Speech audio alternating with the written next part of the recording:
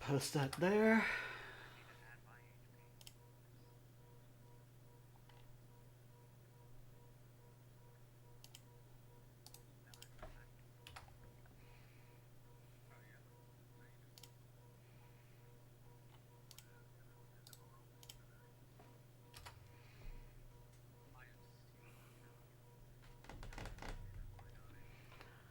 I don't remember. I think it was a 4. Mm-hmm.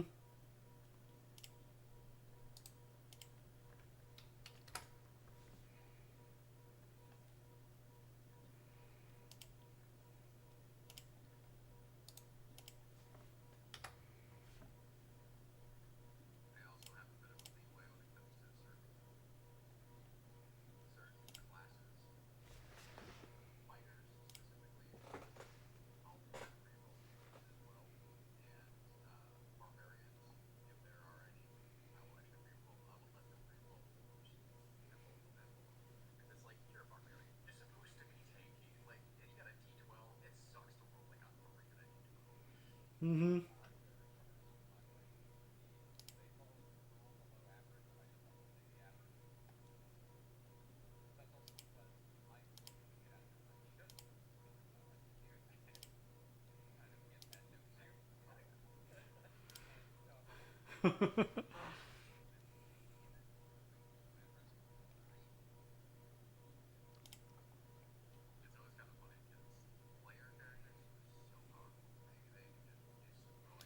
Oh, I know what wrong. Hang on 1 second. Audio.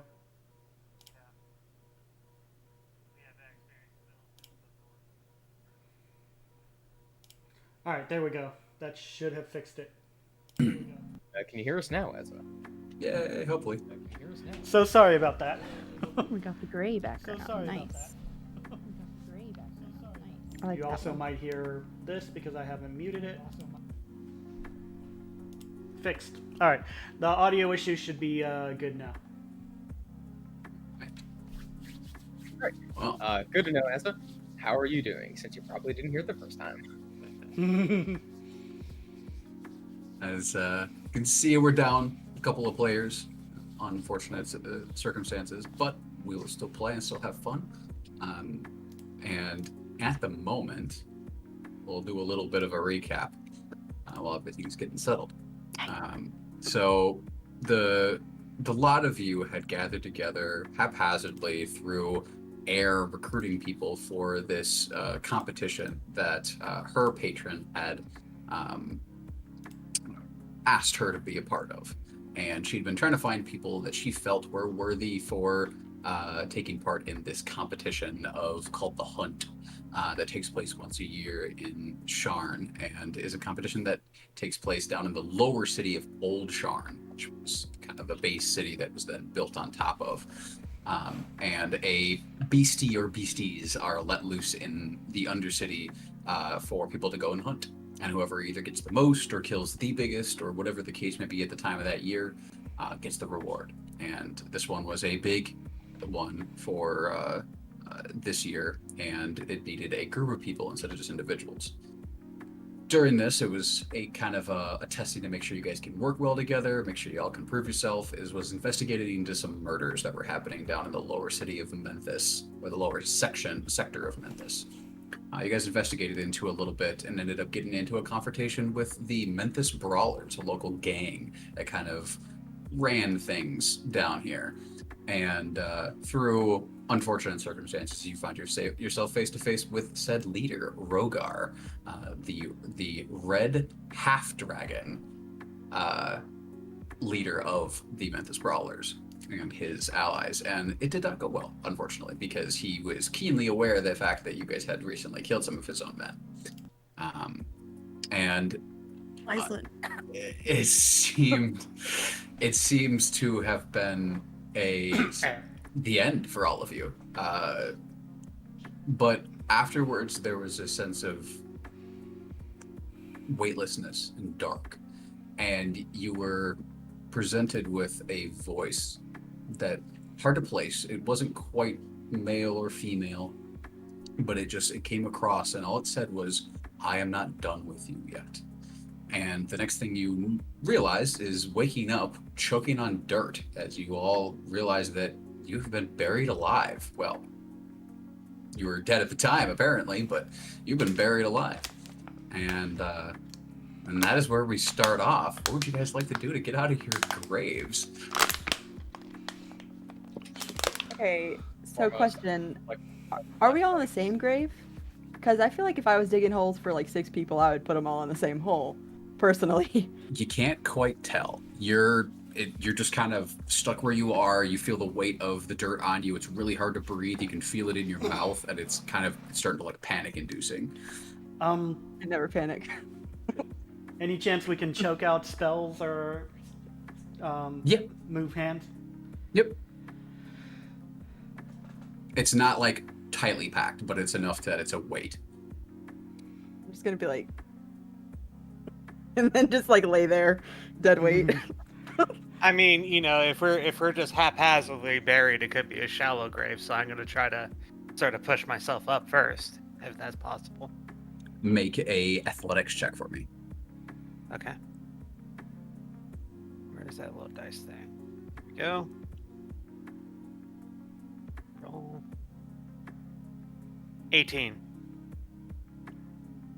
You kind of like grip above you. You got to push your hand through the dirt, and you find purchase outside just barely with your fingertips. It's just kind of reaching forward, and then you grab and you start pulling yourself up, and it's an effort. You feel exhausted. Oh, by the way, disadvantage. I forgot, because you guys all are at 3 levels of exhaustion. Okay. Yeah. Okay. That is a 5.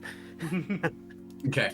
You are able to get your hand partially up, but it is still quite not enough to get yourself. You're feeling really, really weak as your limbs just feel like jelly as you're trying to push yourself out. Okay. Alright. I am going to transform into a giant crab and attempt to tunnel my way out. All right. So you kind of, as you transform into the crab, the space of the dirt that you were taking up then kind of like collapses in on top of you. And if you want to try to get out, you can. Does it have a burrow speed? It does not have a burrow speed. Okay. But You can attempt to get out with an athletics check if you would like. all right, It's still a disadvantage, but it's a little bit of a different DC since you've kind of loosened some of the dirt. All right. That would be a strength check. Yeah, so it'd be just strength if they don't Okay. have So athletics. +1, and with disadvantage, let's go ahead and do these. Oh, that's not going to work. That's a 2. So you guys are all kind of struggling. +1. What about you, Lyslin? Oh, sure, I got a couple ideas I can do. You're frozen. Okay. Kind of think, just to try it out, I'm gonna go ahead and cast Speak with Animals using my once-a-day ability to do so that I had saved that entire time, and just kind of start calling up, "Hello, anyone there? Is anyone able to dig? Can you feel the vibrations of my voice?" You start to talk, and it's still coming out, and you're still getting your message across, but it is hoarse. It's like your mouth is super dry, and there's just barely any sound coming out. But you're getting this message out, and you unfortunately don't hear any response back. Can I try something real quick? Oh, sorry. No, it's fine. I was just gonna say, I feel like this is Violet's territory because it's underground and she's a flower fairy. Oh yeah, I should Personally, pull up I'm her not. stuff, huh? I don't know, but like, I'm a sky fairy. Underground, not good for me. So I'm just lifeless right now, more than everybody else. Do you mind if I've not I Do made we the notice? underground. Do we notice movement around us? You can kind of feel that there's other movement around you in the dirt. okay, uh, this might be a bit creative, but so thaumaturgy allows me to create like tremors in the ground. Um, I would like to do that to see if it just like loosens the dirt up a bit to try to make it easier. Sure. Yeah. You cast it, and there's little. You can kind of feel some of the dirt start to kind of like shift around you, and if you want to do an athletics check again, you can do it at normal. Normal? Okay. Rolling. That is a 15. All right. You are finally able to and kind of get yourself up, and you're just able to get like your head just above the dirt as you're like pushing it out of the way. Just as you're getting out of the dirt, and you trying to blink the dirt, and everything's kind of blurry. It's really dark around where you're at the moment. Um, there is a right next to you, about 10 or so feet off. There is a quick just a burst of fire that comes bursting out of the ground. The dirt just flies everywhere. You kind of like shield your eyes as it kind of spatters across you, and out sits another coughing figure that you recognize quickly as your blurry eyes look over. There is a man with kind of flaming hair and bright glowing eyes, the Merrick who you had seen previously that followed alongside you guys, and he's like coughing and choking as well. Are you the only? Are you the only other one? He, uh, oh, yeah, what's happening? I had no idea. Did I attempt again with the crab? I also call out to see if anyone else could hear me as loud as I feasibly can, of Yeah, course. it comes out as a hoarse call out, but you all do hear, you guys all hear Kale, and you also hear the explosion from the fire as Merrick busts his way out of the ground. Is it still disadvantage or? Yes. Okay.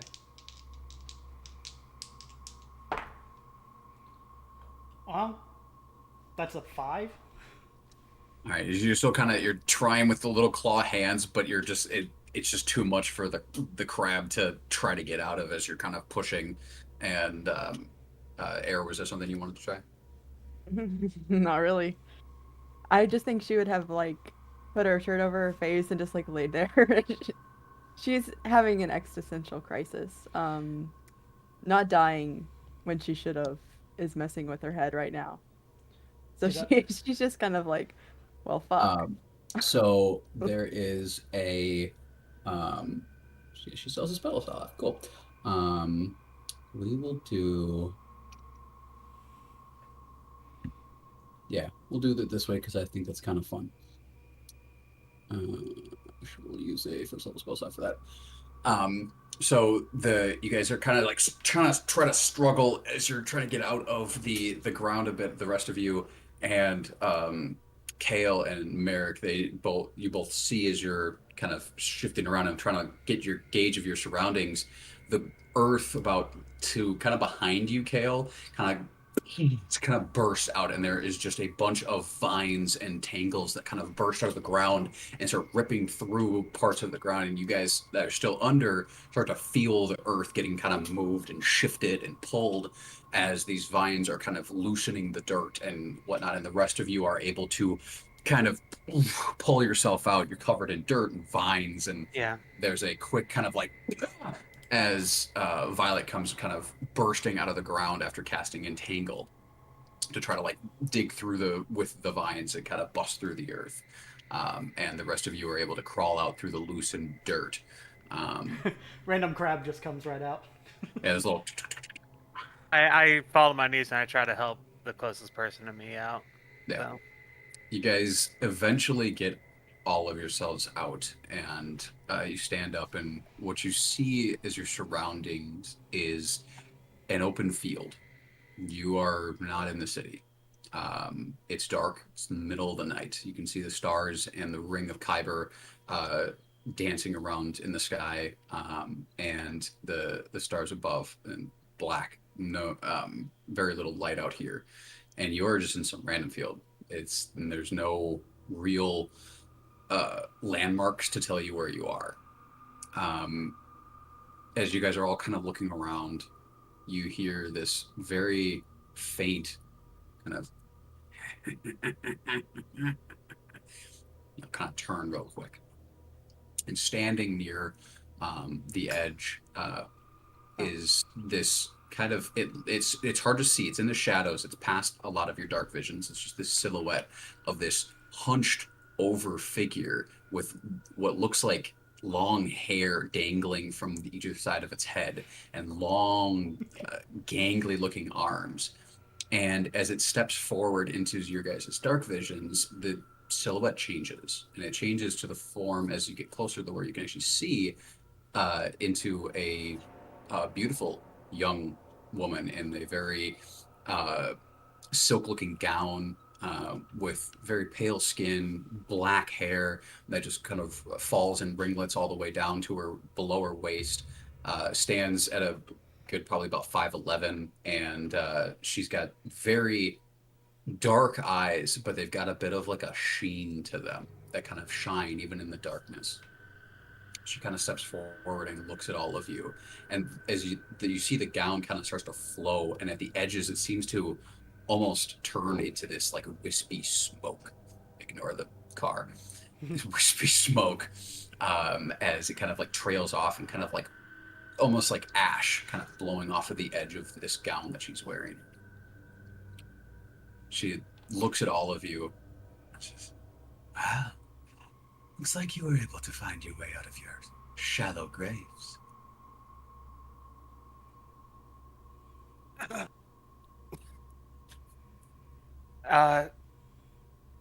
what happened? Who Well, are you? she kind of smiles as she looks across all of you. Who I am is of little importance. What is important is that I found you before your bodies rotted too much. You are all far too important to go to waste. And my mother needs all of you for something important.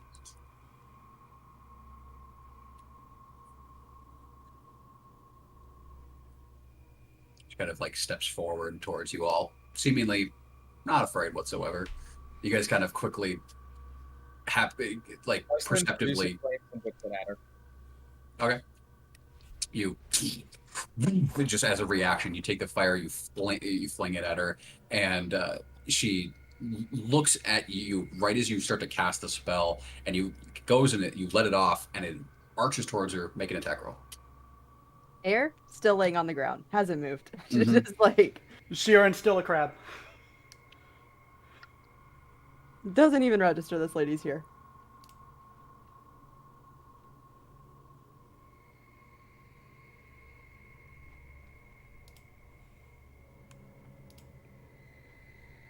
With disadvantage or interface. What's 3 levels of exhaustion? I think it is Disadvantage on disadvantage. attack rolls and ability checks as well. Yep.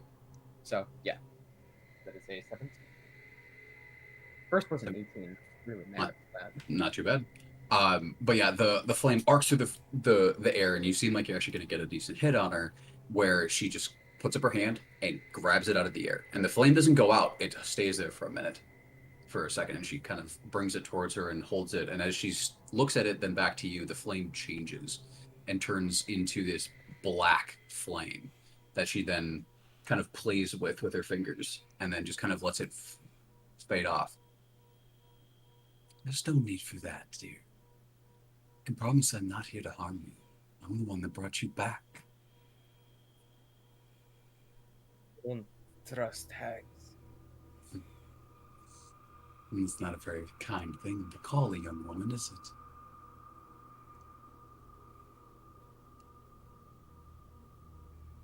Leslie just glares.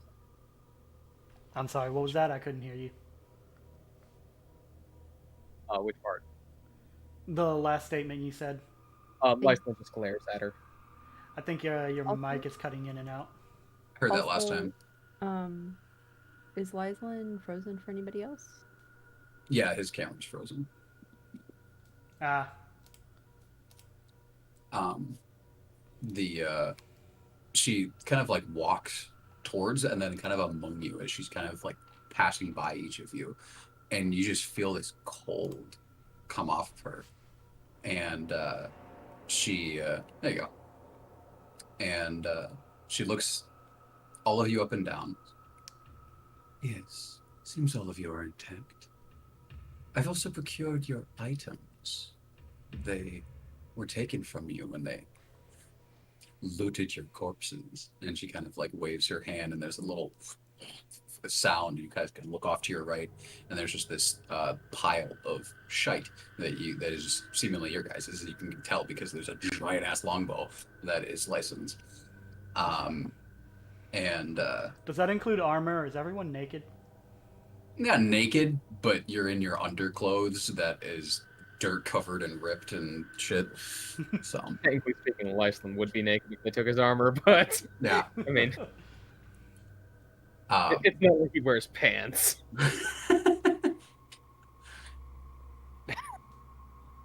There is an opportunity. You are all, in case you were curious, alive. In a fashion.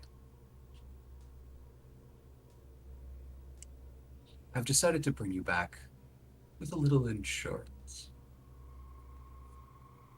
What would that be? Well, you are all very important to my mother. And going forward, we're going to need to make sure that you do what is required. So yes, you are back. But your lives are in our hands. Now, we can't just snuff you out willy-nilly. But we can make things miserable for you. I can promise you that. But this new life of yours is not without rewards as well. You'll find yourself harder to kill, which seemingly for the lot of you will be an often thing.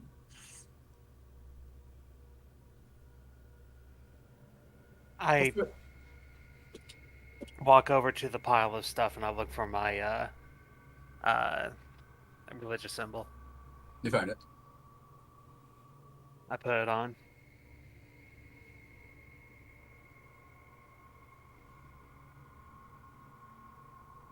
Okay. And for now, your only concern is to get yourself to safety, recover, and I promise in due time, I shall come and request what I need of you. But now rest, recover, do what you need. Try not to die again. No promises.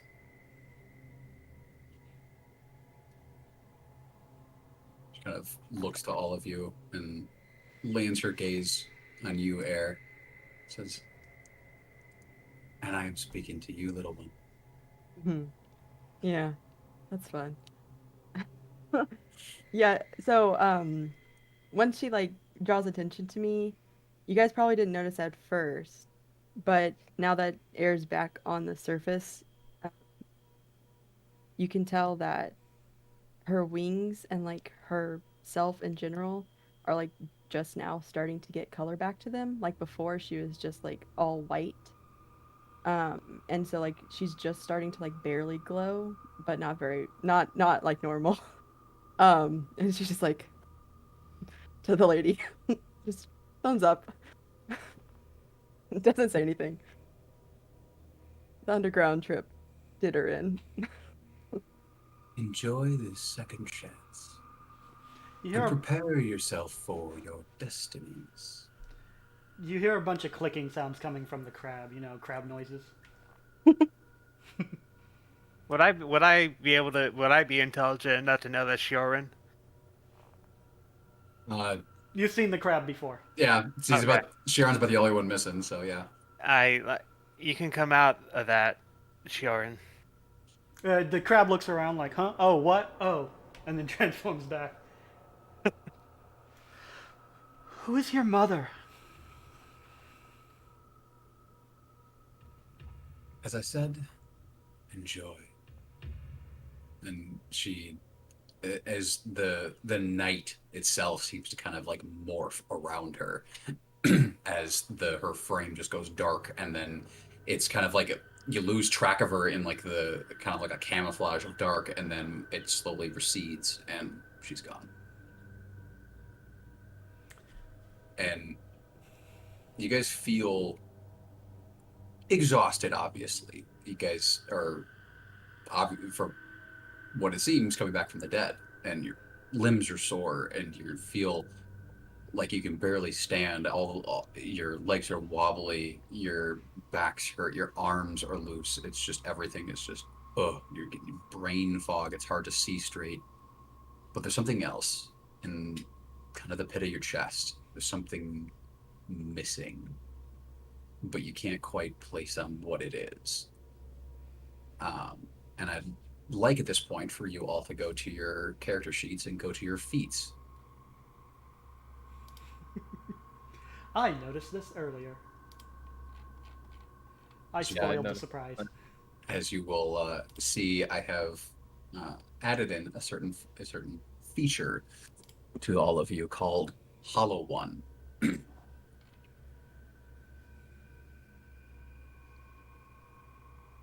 Okay. So going forward, for the ones that don't know and can't read this, the Hollow One, you're ageless. You don't age, and effects that would cause you to age don't work on you. You cling to life when you make a death saving throw and roll 16 or higher. You regain 1 hit point. Revenants, you retain your creature type, yet you register as undead to spells and other effects that detect the presence of undead creature types. And Unsettling Presence. As an action, you can unsettle a creature you can see within 15 feet of you. The target has a disadvantage on the next saving throw it makes within the next minute. Constructs, undead, and creatures that can't be frightened are immune to this feature. Once you use the feature, you have to take a long rest before you can do it again. And where, yes, those are interesting benefits, but it comes at a bit of a cost. That you feel something missing inside of you at your core. And there's a bit of the light of the world has kind of dimmed, and emotions don't come on as strong, and life itself just seems to be duller a little bit. It's not to the point where you're just like these emotionless husks, but it just everything seems just to have taken a like someone took the color and just kind of turned it down a couple of notches on the world. Fucked it air up even more. Even more. Okay. All at this point. Shiorin isn't going to bother getting her stuff just yet. She's going to lie back and just stare up at the sky. Can I see the stars from here? Mm-hmm. You can see the stars, and you can see the rings of Kyber that encircle the planet. These large golden sparkles that kind of ring across the sky. Can I, after a bit of just like laying there, can I just like fly up into the sky and just chill there for a while? You can. The effort is decent, even with your level of exhaustion at the moment. So it's not something you could probably rest up there. No, But I just want to go up. yeah. Do you see Air kind of leave the scene for a little bit, and Violet eventually follows herself. Merrick kind of limps over to the lot of you, and does everyone seem to be okay? Something like that. I go over to I'm at the piles, so I'm just gonna go and try to sort everyone's stuff out and hand it back to them. all collect it and whatnot. And you can tell as you look at the others, you can see on Shioran that her hair is a bit of a less lustrous color, and the blue to her skin is just a little bit more faded. You can see on Merrick that the flame of his hair is a little less bright, and features of him are just a little bit more gaunt. And you can see it also in Lysla, that his coat on the horse back end of him is just slightly a little bit more mottled and kind of grayish in certain spots. And you can tell that there's kind of like almost like a dehydration effect to everyone's skin. You can see the color of their veins a lot more easier. It's a bit disconcerting, and you can kind of then you look at yourself and you see these similar features to yourself. And you and Violet can see this in each other, that the light of your wings is just slightly duller, and the color of your eyes is just slightly darker. You look like I feel as I bring back Shioran's gear. If you feel like I do. Yeah. You know, Yeah. I've got to have my mind just to end it again, just to spite her. They didn't break your legs. So very rude. I admit I'm a little bit disappointed too, for some reason. Merrick kind of looks And at I am back Lysan's and Lysan's stuff as well. Lysan is very reluctant to touch his gear at first. If they retrieve it, it's tied to the guys. I'd rather not accept it. But knowing them, I can't go home unless I do. And he very slowly takes his shit. I pull out the necklace that I put on earlier, and I basically said, "This hasn't burned me. It hasn't done anything to me, so I still have it." You take your bow and your gear with a little trepidation, and there's a sense of like, yeah, this. Unfortunately, I'm getting this back by their favor, but it's a sense of it when you do take it. It's a comfort, because it's like, okay, I still have this, regardless. Very much, especially the bow. I mean, yeah. Before I put on my stuff, I want to check for new scars. You kind of feel around, and you feel specifically where you knew you took injuries from, where they beat you. The lump on your head where you know one of them smacked you with their mace, a stab wound that was in your side, and you kind of feel, and you can feel a scar there as you kind of run your hand across it and kind of run your hand through your hair, and you can feel that there's a bit of your scalp that's just a little kind of like the skin seems kind of rougher there, and it seems like the wounds were there but are somehow healed. And Lyslin, for your own satisfaction, when you kind of look, there is some odd kind of like crooked like marks along your legs. Okay. So they did break your leg. How sweet of them. I would see okay, Lysan so- bending like abnormally far, like actually checking. You probably see him like bend over completely so that he's almost kissing his hooves as he's like looking. Oh, they did. Oh, At how least nice they- of them. I feel like this is us right now. It's from The Incredibles. It's like, we're dead, we survived, but we're dead. I just tweeted that, but I feel like it's perfect for us right now. Yeah. Mhm. That's funny because I made the name of the stream. We lived, I think. That's perfect. But yeah. Violet checks up on you, Air, and sees how you're doing. Yeah, I don't respond. I'm just like looking. Sorry, I can't do The Violet's nice voice. I know. It's a little high. Yeah, I just kind of like look at her, and then I just like look back up, and I'm just kind of like not even like laying down like I usually would, because that seems like it would be a lot of effort. I'm just hovering like straight up, which is like, that's as much as I can do right now. So I'm just like looking up at the sky Yeah, while Shiarin's putting and like her maybe wishing I was home for like the first time since I left. stuff on, she's still distractedly watching at the sky, the stars in the sky. Mm-hmm. There's kind That's of like a bittersweet look on her face. This is kind of one of the first times you've seen the sky in this fashion since you've been on land, because in the city it's a little harder to see. Mm-hmm. Okay, I have to ask.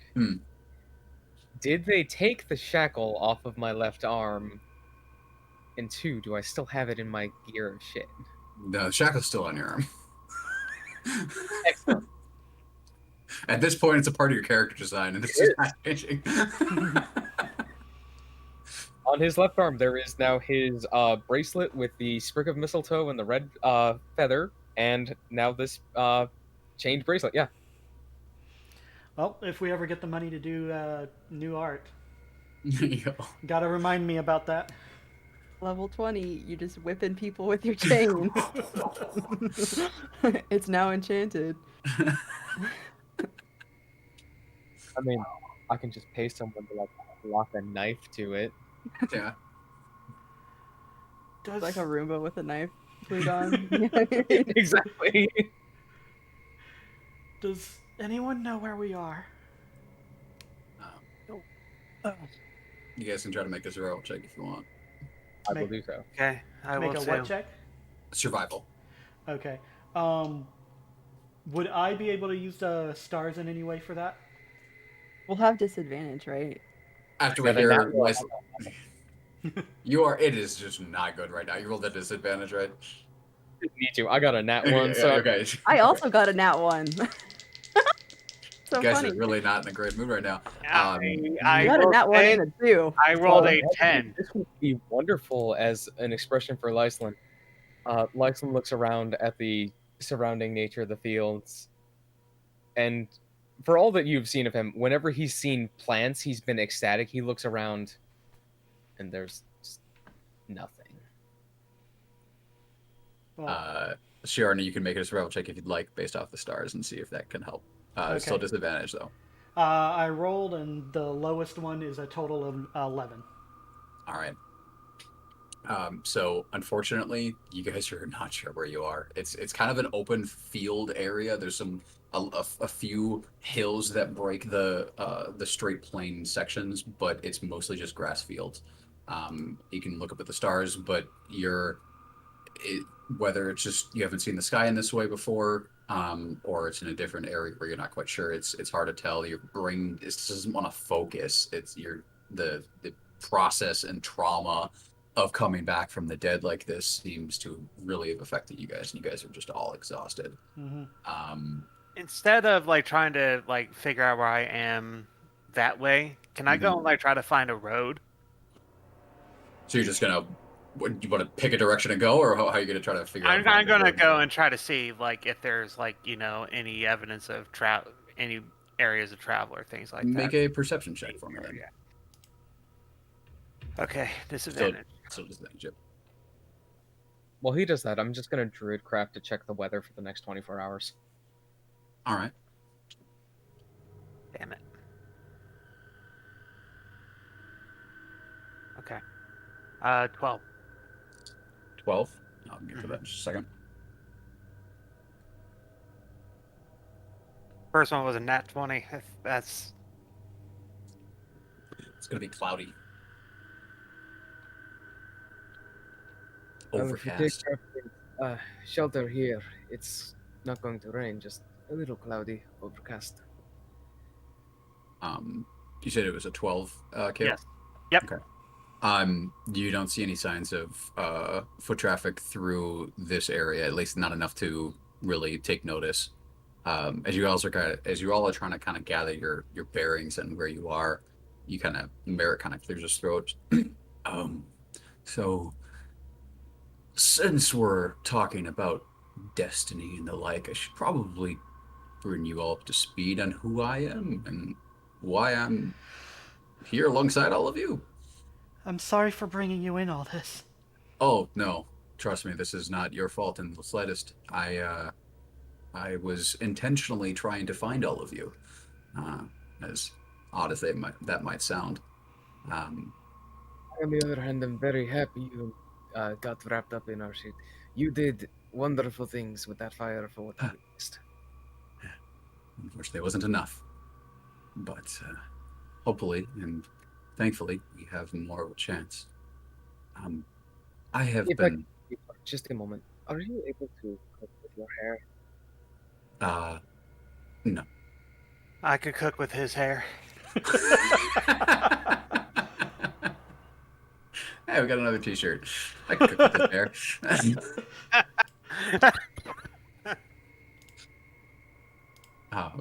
Just unfortunately, no. It's not actual. It doesn't give off its own heat. It just has. It's a representation of my nature. Lyslin had to ask. But I came to Sharn looking for all of you specifically. I was gifted a vision of something in the future, of a terrible catastrophe, of, to not sugarcoat it, world-ending intensity. And all of you were there. I don't know why. I don't know how we end up in that situation. I was just gifted that vision, and I saw all of you alongside me. So I was gifted the knowledge of where to possibly find you, and I've been searching through Sharn specifically. And it seems that the knowledge I was given was correct. That's why I wanted to help all of you. And if it wasn't already evident, my name is Merrick.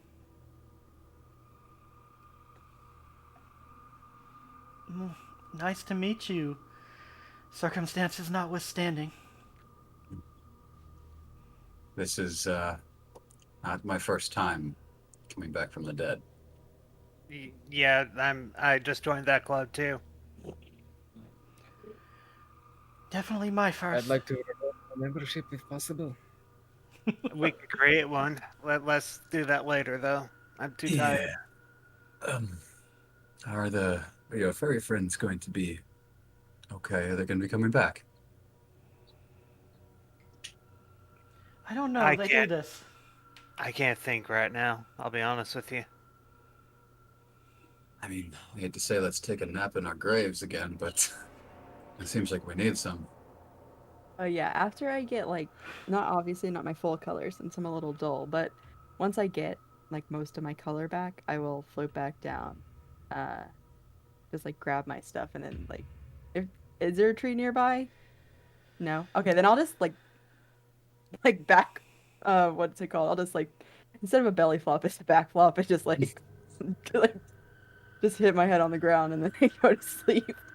Harry just immediately goes to pass out, and Violet kind of curls up next to you and follows suit. I want to look around a bit and see if there's like any other bodies that were dug up with the Violet's vines. Make a perception check of this specifically the grave area. I go over to Merrick as well. Disadvantage, that is perception 12. Well, you gotta look around the area, and it seems that the graves here were buried semi-recently. You probably would guess a few days ago, because it doesn't look necessarily fresh, but definitely within the last few days. But it seems that from the look of how much of the earth that has actually been dug up, it looks like they just buried a lot of you here. That's quite impressive. They took us all the way out here. I'm not gonna lie, I kind of want to take them out now. Oh, I intend to get as much oil as I can and light that entire building on fire when we get back. If we go back. I'd We like don't. to go back. Hold 1 second. There's a whole lot of other questions that we have to answer before we get to that. Now, I'm not going to claim to be an expert, but I don't know how long it's been since we've, been expired, and now we're Are there any unexpired. new flowers in my hair? Or what? Are there any new flowers in my hair? Because they don't respawn on long rest. They respawn every day. There are currently some rough-looking flowers in your hair, yes. He kind of like flicks his hair a little. It's been at least one day. I assume that. I'll be honest with you. But there's a whole lot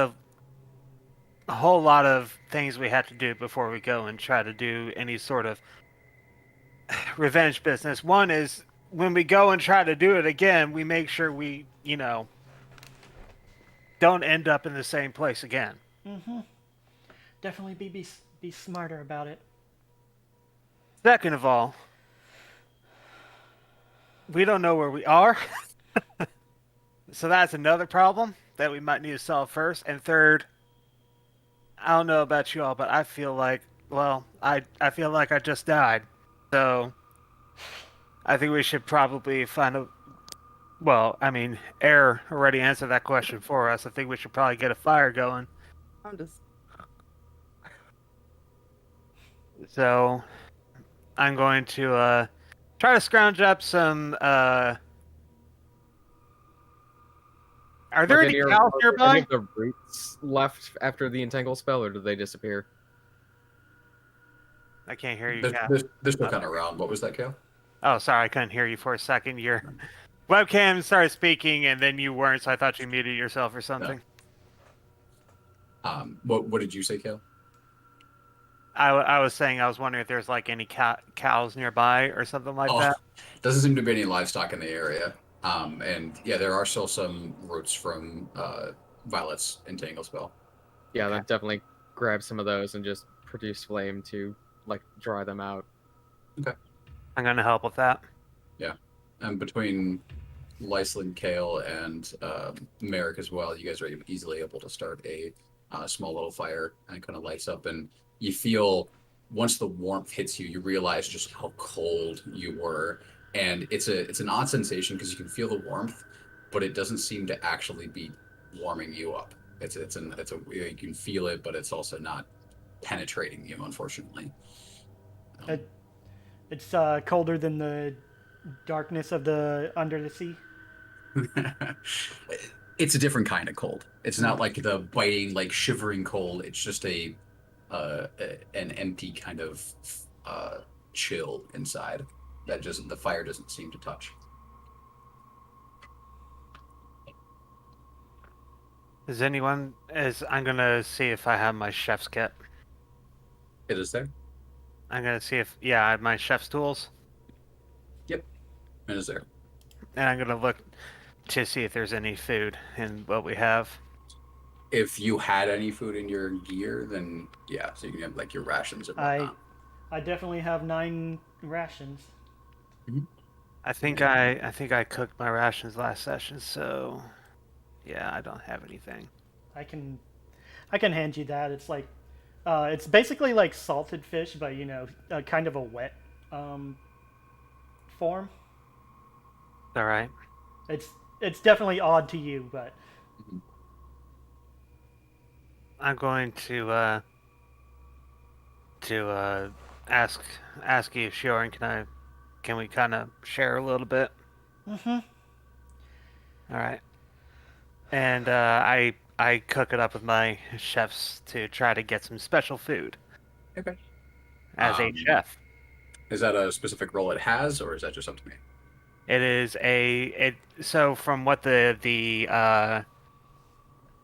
feat says is you can prepare food that allows creatures to regain additional hit points after taking a short rest, as well as gain temporary hit points after a long rest.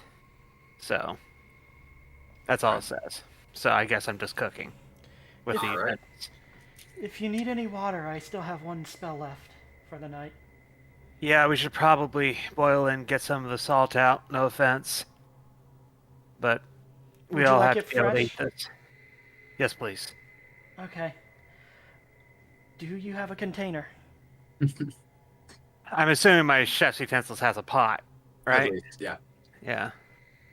And I have a canteen, so I have to cast this at a higher level, so create or destroy water. Create water up to... I can create up to 20 gallons at this level. A little more than the pot needs, but it's obviously enough. We'd have to fill a hole if we wanted to try and save any of it. Like, you can just pour the rest on me. Just like That's a a- whisper. I have a water skin, so yeah.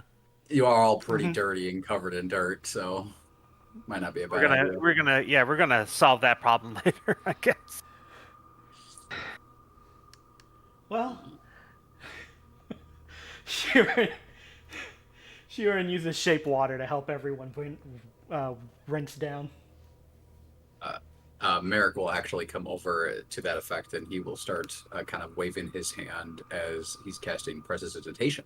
I will Ah. also cast Prestidigitation on me and Violet as I'm Okay. laying there, like, Oh, you are awake. barely. You guys are talking, you know.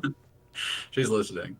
And yeah, so between all that, you guys kind of get like the dirt and the grime and whatnot out of your hair and out of your face and everything, and you get a clearer sense of the paler tone that you all have to your skin as the firelight kind of hits, and it's a little creepy at first. It's like, oh god, what is wrong with us? Hmm. We did just die. It's okay. This is normal. I tell myself. And I Ooh, guess next time did it come true? Is it I guess normal? I just cook the fish.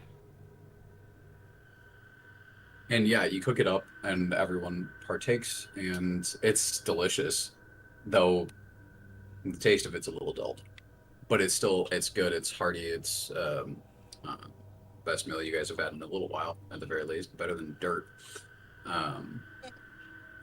And so I'll look up that myself actually. So You said this restores health?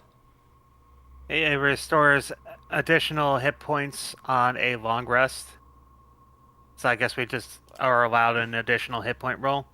you can prepare enough of this food for a number of creatures equal to 4 plus proficiency bonus. At the end of the short rest, any creature who eats the food and spends 1 or more hit dice to regain hit points regains an extra 1d8 hit points. There you go. With 1 hour of work, or when you finish a long rest, you can cook a number of treats equal to your proficiency bonus. These special treats last 8 hours after being made. A creature can use a bonus action to eat one of those treats to gain temporary hit points equal to your proficiency bonus.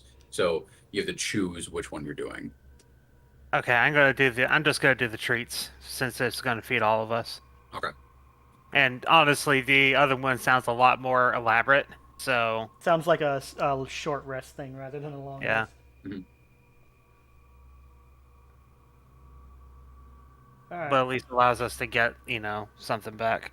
Yeah. So it'll be something that you'll kind of finish and whatnot at the end of the long rest. You can have for the day instead of it being wasted over the long rest. But yeah. So Okay. are you guys going to do anything before you all bed down, or the fire's going at this point? And it's lonely out here and it's quiet, but there doesn't seem to be any danger at the moment. I'm going to get my bedroll and at least be sort of close to the fire, as I've been trained to do. And I'm going to sit on my bedroll and just hold my holy symbol in my hand, just pretty much just say a prayer before I decide to lay down. I'll take the first watch. Does anyone else who would like to watch after? I'll I watch will. after. Something takes us out in our sleep. It's fine. I mean, I'm kind of conflicted on that, but I'm gonna say I don't want to die again. I can't say I endorse that either.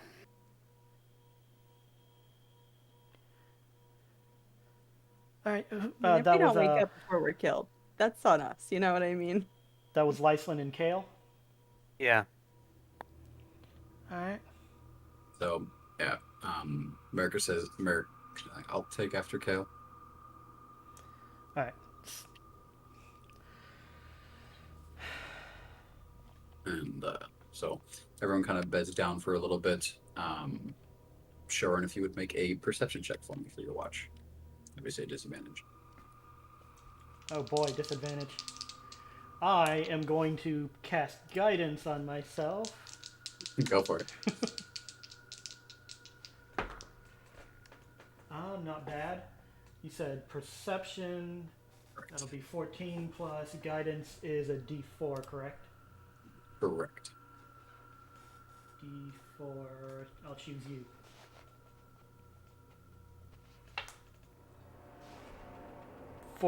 Total of 17. 17. Okay. You you're just dead as you're taking your watch, and you're looking around and you're trying to get a gauge of where you are, but unfortunately you're not really familiar with the land, so it's kind of difficult.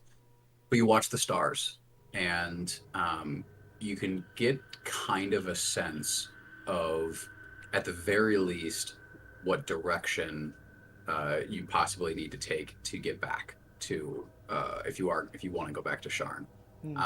That you have a good feeling by looking at the stars and kind of gauging that over the course of your watch that it's to your southeast. Cool. Right.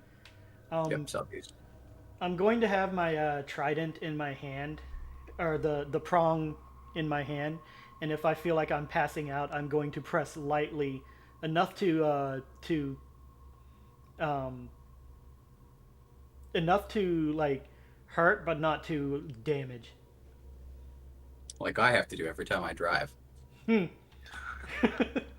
Basically, to keep myself awake, knowing that I'm also very exhausted.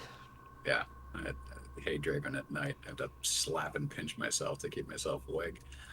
So you're kind of gripping that, kind of keeping yourself awake, kind of shaking your head every once in a while, trying to stay up. But you end up getting through your 2 hours, and then you can finally just after you wake up, Kale. Kale, you can make a perception check for me.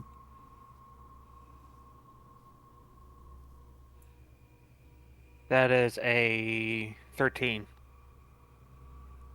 13.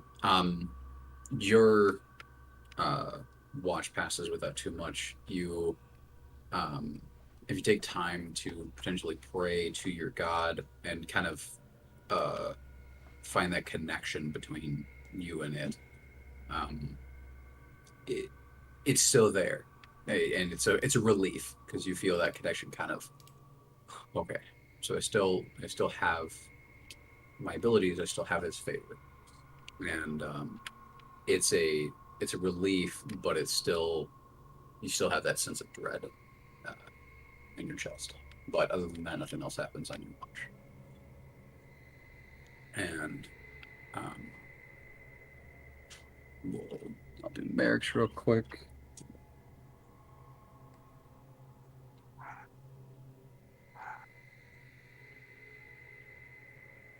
So what is this person?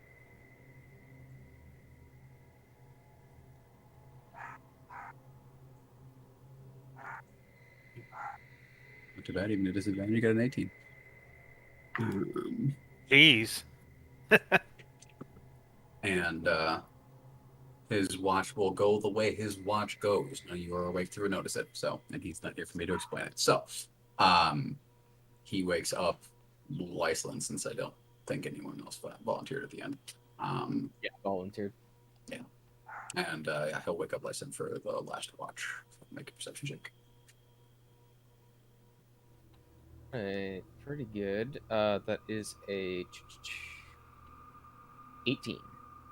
I rolled bad. an 11 and a 12, so You kind of take a bit of a now you've rested a little bit and you have a little bit of your energy back. You do kind of like a perimeter around I was gonna and say, like, if it's like dark out, he'll produce flame to just kind of have like a light source, and he's just kind of like moving around, trying not to be like as obvious of like I'm guarding a set perimeter of like I'm just wandering this more why the hell not a creepy centaur with a light, why not, let's start some fairy tales. something you notice along the way is something that you didn't notice before just because you were just totally out of it. Is some very faint cart tracks that lead away to the south.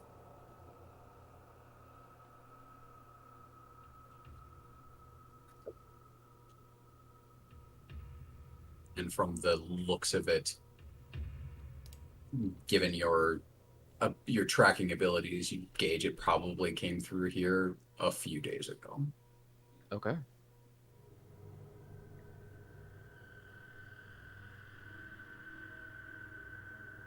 And it's something that you don't necessarily think you could follow, but you've noticed it here because it's something where you can tell like the tracks, whatever cart came and kind of adjusted itself and then moved around so it was more grass being trampled down than if it was just going through a straight path.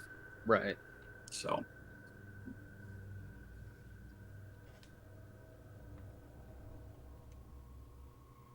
Yeah, once everyone wakes up, I kind of share this information.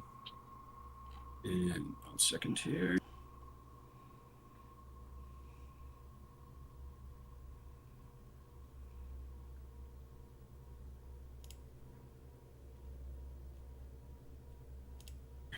All right, yeah. So you guys can wake up from your long rest, get your HPs and your magic spells back, but your exhaustion is only reduced by 1. So you guys are at 2, which means you have disadvantage in ability checks, and speed is halved. I am currently choosing my, reorganizing my spell list.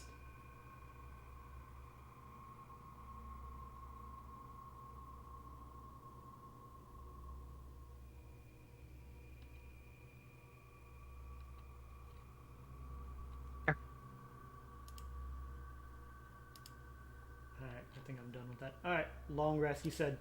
I'm sorry, you said go down to a level 2, right? Correct. When you do the long rest. When you do the long rest in D&D Beyond, it should give you the option to remove 1 level of exhaustion. How much of my my rations did we use? Did we just use all 9 or what? Depends on how many of you you fed with your rations. Everyone who wanted food. So yeah, that'd be 6 of you. Yeah. Okay, so I got 3 left. But it is now the morning, and I'll say that me and Violet ate my rations because they're smaller. Makes more sense. So you you only had didn't... to use Big ones. you only had to use 4. Okay. Let me add 2 more. As Lyslin predicted, this morning is overcast. It's kind of a gray kind of day. Kind of the clouds are sitting very low, and it's an outer manifestation of kind of the way you guys are feeling right now. As the land itself takes on this kind of dreary, cold look. It's the weather itself is not too bad, as it's kind of summertime, but it's still a little chilly.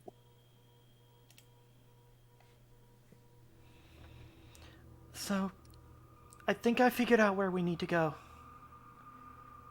If I'm reading the stars correctly, which there's a possibility that I might be wrong given this is the first time I've ever actually seen them in person.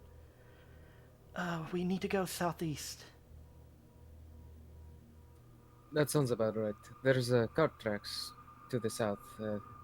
Probably 2 or 3, maybe 4 days. The grass is only just starting to recover from the depressions. Think that was the cart that dropped us off? Well, I thought they carried me here. Oh, yeah, yeah. It would make sense. Can I take a look at it and see how long maybe it's been since? Or Because has he when already Lesson, done that? well, Lesson's made his own inferences off of it, but once he points it out, you can make it your own survival check if you'd like. Alright. I still have disadvantage. Mm-hmm. Well, that's not going to be great. That's a total of 8. All right. And I could have guidance, but I didn't say it. That's good. Yeah, it's hard to tell. He points it out. You can definitely tell where the grass has been depressed, but there's no clear sign of. You're not as keen on land nature as Yeah, you would thinking be about it, I on wouldn't water. know. I'm like, oh, it's depressed grass. Cool. Wow. I should learn something oh, about wow, this. grass gets depressed? That's so unlike seaweed. I should probably learn something about this. You got a druid and a ranger with you. Here you go. We'll teach you about grass in time. Hopefully you don't need to learn much about it. You can just go home. Merrick kind of comes up and so, what is the plan? We don't really have much of one other than get to civilization. I think, unfortunately, we kind of have to improvise with whatever details we find out along the way. Yeah. If I'm still alive, I think I still have to participate in that contest.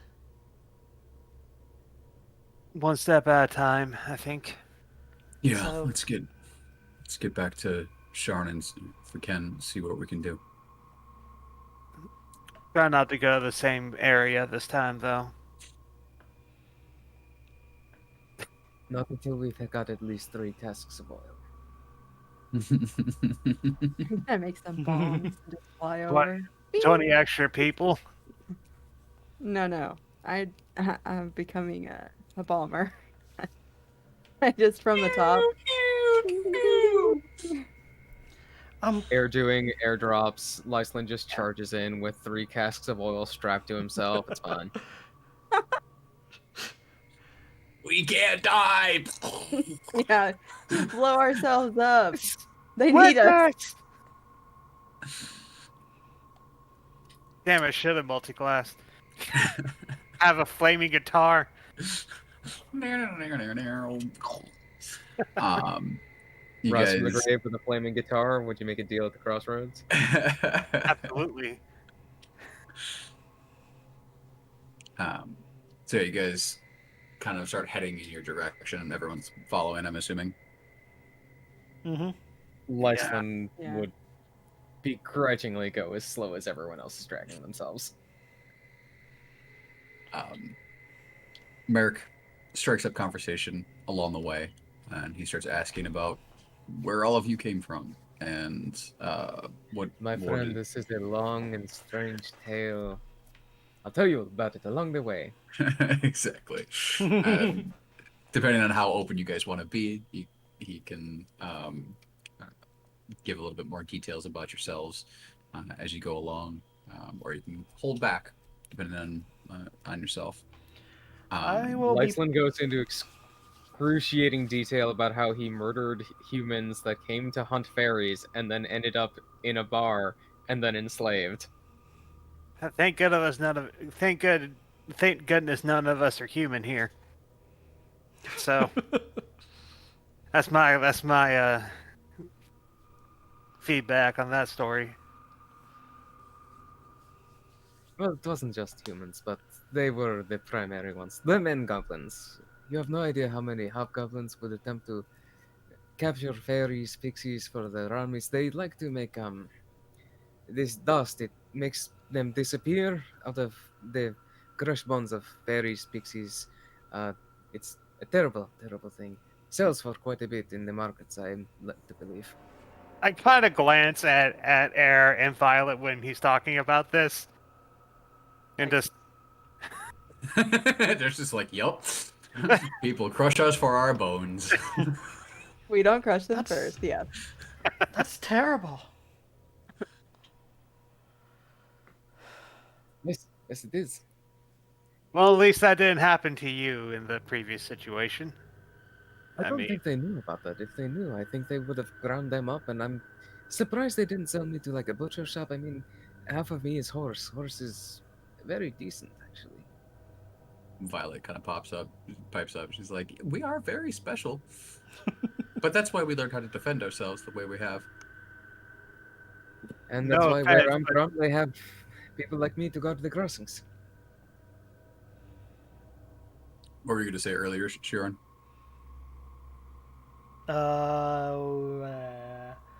When? Hey, you and Lyslin spoke up at the same time, so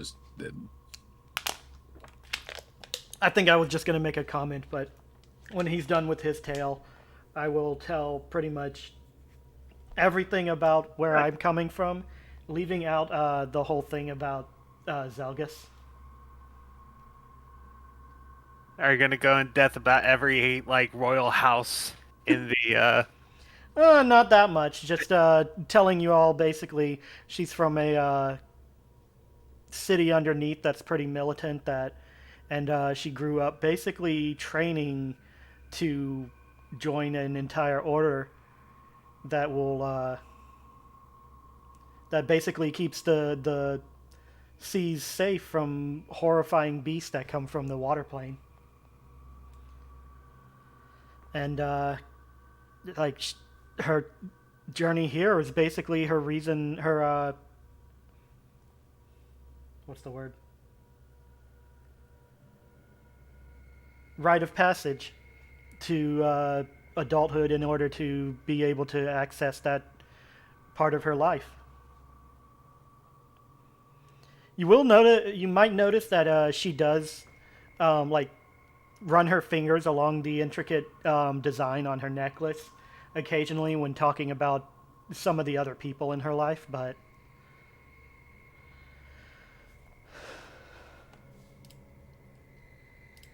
Okay. Merrick talks himself about how he has come from. He resides from the demon wastes himself.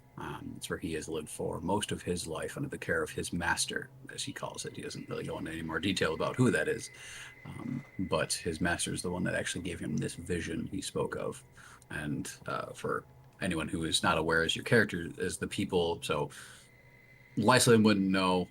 Shioran would have an idea just because she's had a little bit of a geography lesson, so she knows where she's going on her lance ride.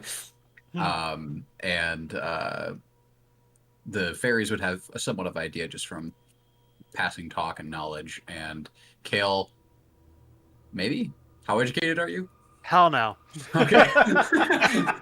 Okay. How educated are you? I'm Hell no. educated. I'm just not necessarily geography. I'm educated in other things. Okay. Well, for the ones that have any kind of sense at all towards it, it's the demon wastes are to kind of the far north end of Corvair, and it's this long stretch of just cracked desert and earth and volcanoes that marks the entire land, and it's mostly ruled by roaming clans of goblins and hobgoblins and monstrosities such like that. And my master actually sent me here and saved me quite the long journey, but specifically to come and find all of you. And it's my story.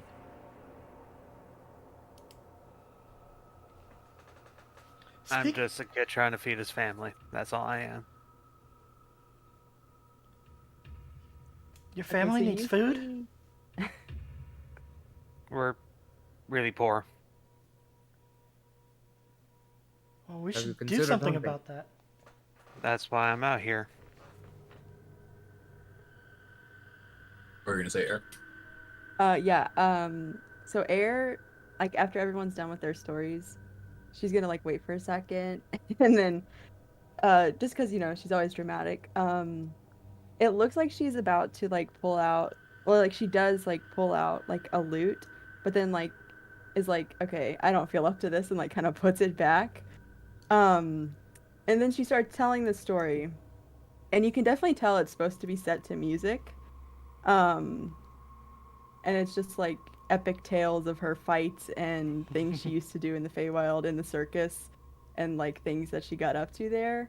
Um, and she is like you can definitely tell it's supposed to be it's musical, but she's just like talking it instead of singing.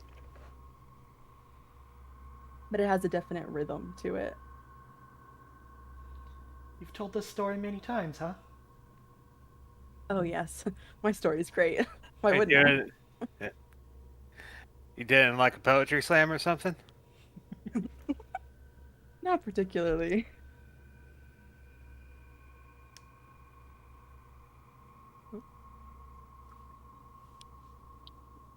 As we're The traveling, do we see Yes. any animals? Make a perception check.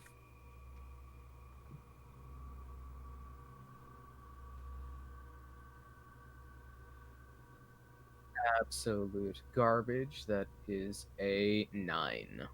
9. You do find, you do see some signs of life. You see birds kind of fly through the air every once in a while, and you see some rodent-like creatures kind of scampering through some of the grasses. It's not too populated around here, but About how big do these birds look? the birds up in the air, some of them seem to be falcon size. I'm gonna shoot one. All right, make an attack roll for me. No longer a disadvantage. Oh boy. With my longbow, that's a 16. You definitely strike it, and pretty sure your modifier alone kills it. Yeah, the +4 on the modifier. Plus, I mean, I got a whole lot of damage I could do to it. So Lyslin takes out this big bone, and this arrow just launches into the sky, and you see it just this bird just gets taken out and just falls for a good like minute before it actually hits the ground. Are his arrows like also just as big? Mm-hmm. So is Yeah, there they're about anything left of that 4 bird? feet long, and you notice they're made of like a woven kind of wickered mistletoe. They are almost as long as Sharn is tall. So basically what I saw was a ballista shooting Yeah, a pretty bird. much. Yep. You essentially have a walking ballista with Lyslin. And it's, yeah, this thing comes down, and the arrowhead actually strikes in, and the bird is stuck about halfway down the actual shaft itself. I got lunch. And it's this kind of brown, dark, feathered bird that looks kind of like some type of falcon. Well, I've cooked worse. So y'all might notice that Sharn actually seems to be trying to fight back some pain because she's not used to walking so much. Given that this is going to be days of worth of travel, I guess. You're right there. Just a little tired. I'm not used to this. If you say you're from the ocean, I can imagine this is a little bit of a different trek than you're probably used to. Yes. There is a lot of not swimming here.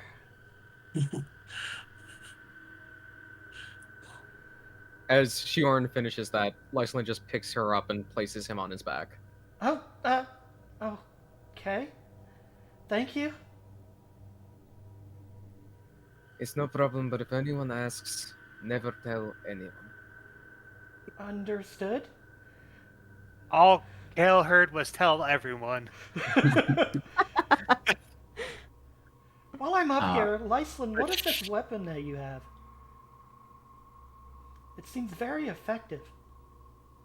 The longbow? I guess? Is that what you call it? Yes, this specific one. It's a cultural icon, you could say. Some of us use bows, ranged weapons. Others prefer long-handled things, much like your trident, is it? Mm-hmm. Well, these, and he once again, like kind of like puts it in front of him. We fire arrows. Most people would, at least for us, they're arrows. To most people, these would be like javelins, harpoons. Are you familiar? Kinda, yeah. You'd be familiar because that'd be kind of weapons Yeah. that tridents and whatnot would use. Mm-hmm. Yes, we use harpoons and javelins down there too, under the water. Yes. So, well, as you saw, the bow it propels a lot farther and stronger than simply throwing them. Very useful for taking things down as we're coursing them.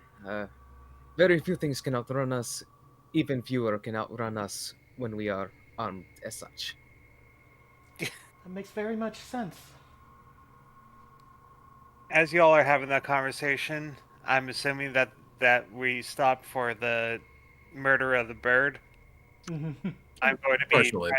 I'm going to try to pull the bird carcass off the arrow that's stuck in the ground. It's a bit of an effort as you get it off, but I was going to say also, as you guys get closer to the end of the day, as it's starting to dim, you guys catch on basically the horizon as you guys are getting closer. So by the time you guys rest, you guys are probably about 3 or so miles off from what you see finally break kind of this grassland area is the a long tree line of a forest.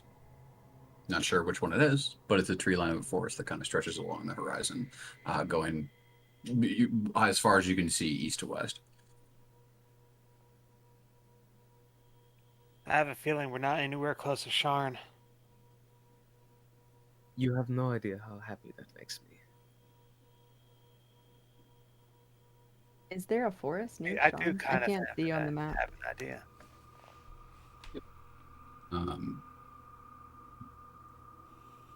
Not saying this is necessarily where you are, but there is a forest to the northwest of Sharn called the King's Forest. Oh, cool. I Right can't here. see it. Just curious.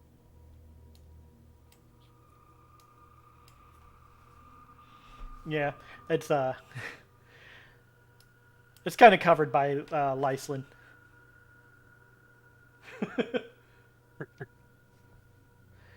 License just at home in the forest. It's fine. Mm-hmm.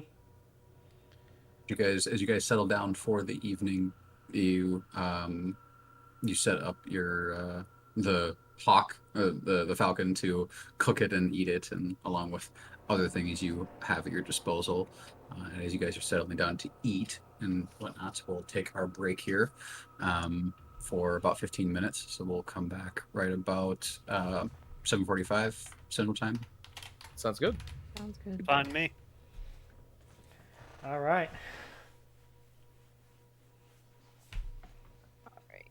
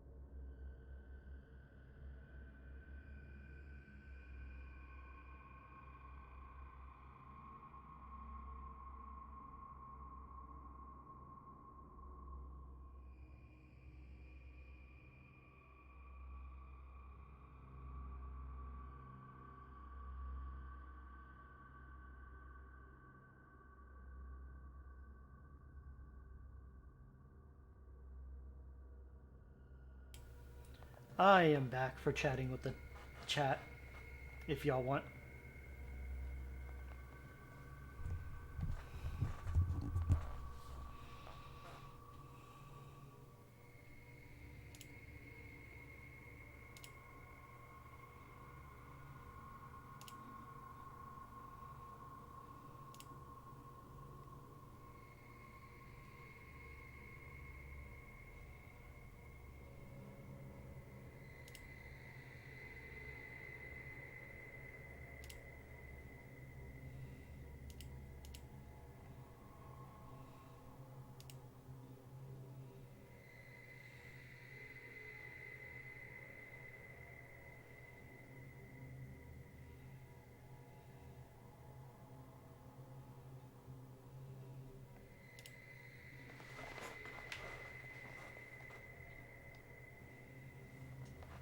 Bobbity boop. I am also here, but I'm eating cheese and crackers. Cheese and crackers. I have sunflower seeds, but I can't eat them while on stream because I tend to stuff my entire mouth full of them and suck. It would be kind of rude trying to talk through that. Yeah, went to the store after getting my first COVID shot. I'm like, you know what? With my eyes going on, getting my first COVID shot, I deserve a little treat. So I bought a very expensive cheese spread that I haven't had in like 4 years. Is it still as good as you remember? Yep. Good. You deserve it.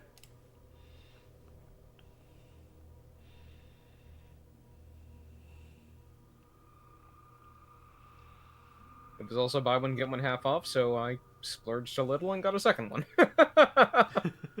Welcome back. How's it going? And I'll read more into that thing as I get to. And I'll get Yeah, back no to it. problem. That's for later, obviously. I just got the PDS not too long ago myself, so I'm looking at it. I'm excited for the monster menu to come out. Oh yeah, that is going to be awesome. I want it so bad. Mm-hmm. Speaking of Rangers, am a big fan of the Green Reaper Ranger subclass. That is so fun looking. I want to play one like that. I'm back. It's this epic ranger that can use its spell slots to add special poisons to its attacks. It's so cool. Yeah.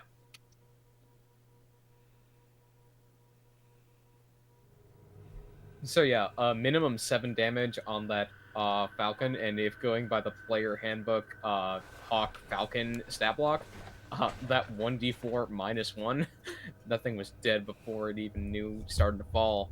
Yeah. Oh yeah. Oh yeah. Oh yeah. Don't you know? Sorry, Minnesotans showing. Hope I'm doing. Talk about a few. I'd probably things be able to after get like the 3 or session. 4 feathers off of the tail feathers, right? Yeah. Okay, cool. What was that, Brian? I was just telling a cast that we're going to probably need to talk after the session about a few things. Yeah. So, quite a lot of things actually. So, I hope I'm doing a good job asking questions without being annoying. You're good. Yeah, you're actually doing a remarkable job, because like Lyslin was not going to ask a damn thing. He saw how that thing appeared, and with that and his backstory, nah, he's out. He's dead set out. Get this shit away from me. Actually, that reminds me that something I forgot to mention is the when talking about my backstory is the Astral Stone, which is the reason I have my druidic abilities. It's like a meteorite that fell into the ocean a long while back, and basically Dinosaurs? Huh? nothing. And it has some kind of sentience, but it taught the Tritons the way, the Circle of the Stars druidic ways, or it taught them how to access the powers of the stars, and they created the Circle of the Stars from it. And that's basically where Sharn gets her abilities. That is very fun. Yeah. I enjoyed that a lot. I had to figure out some way for her to have Circle of the Stars under the sea. Thanks for the host, Echo. Well, Tori, you said you're back, right? Did you hear me? Yeah, I'm Oh, back. I'm just eating. Oh, you're good. Okay. So yeah, you guys settle down for the night. The next night kind of passes, unless you guys wanted to do anything specific over the night. Nothing else really happens. Um, the overcast continues into the next day. yeah, the only thing Lyslin would have done is made sure to, like, either at the start of the long rest or at the end of it, just check the weather just to make sure they're not going to get, like, rained on in the middle of the night. It definitely is a heavier overcast, and there's a bit of rain in the later future. Hold on. I'm sorry, not to interrupt. I just wanted to check something myself. Mhm. Nope, can't do that. Okay. All right, cool, sure thing. So yeah, as you know, Lyslin takes note of that. Probably the last bit of the 24 hours, we'll need to have some kind of shelter going. Roof, unless... Sure, you like to be wet, alright? Yes, very much so.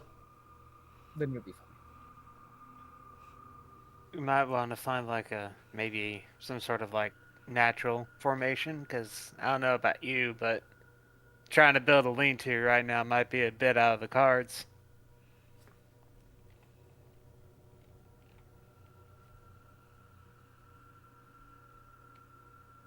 We can probably do something like that.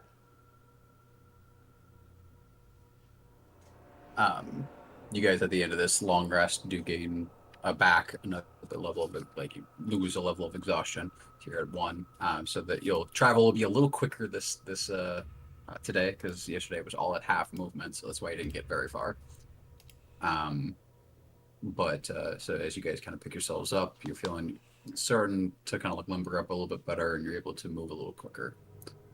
What direction do you guys want to go?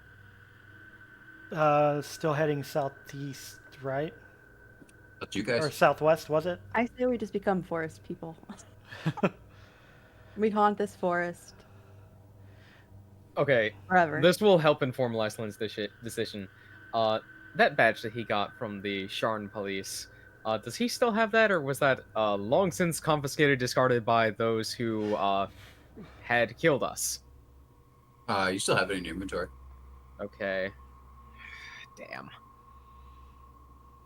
Oh no. Oh no. I remember. Are you not supposed to be leaving? I'm not supposed to I'm leave not. the I'm. city. I shouldn't have asked that. That's metagaming because Sharn wouldn't think to ask. Air Sorry. would. You would know what that is. Definitely. I'm just gonna kind of look at it and then look at you and be like, ooh. Oh boy. So this is probably going to be a little complicated, isn't it? I Oh guess yeah. I should make sure that I get back to the city at some point. Although, and he just looks longingly at the trees. Or we never go back and find somewhere else to fight. Might I Beat up ask our for kill and then context? go kill that half dragon dude. Even though I kind of want to be his friend. I think I'm kind of past being a friend with a man who killed me, so you know. Agreed. I mean, you can hold your grudges. That's fine. I would like to mount his skull upon my shoulder, so we'll go back for him eventually. Yeah.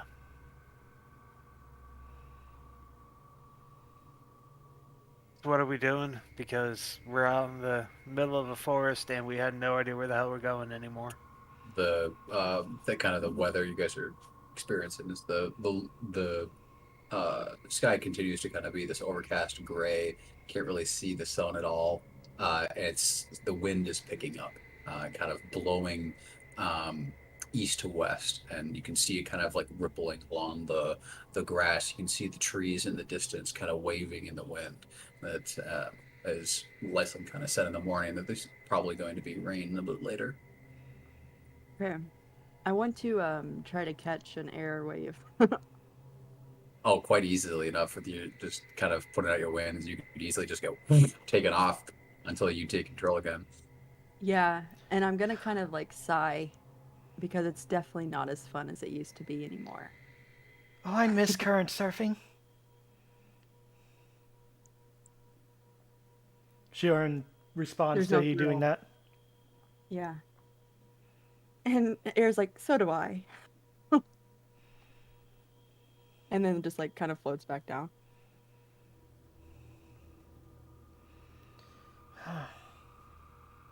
So, Yeah.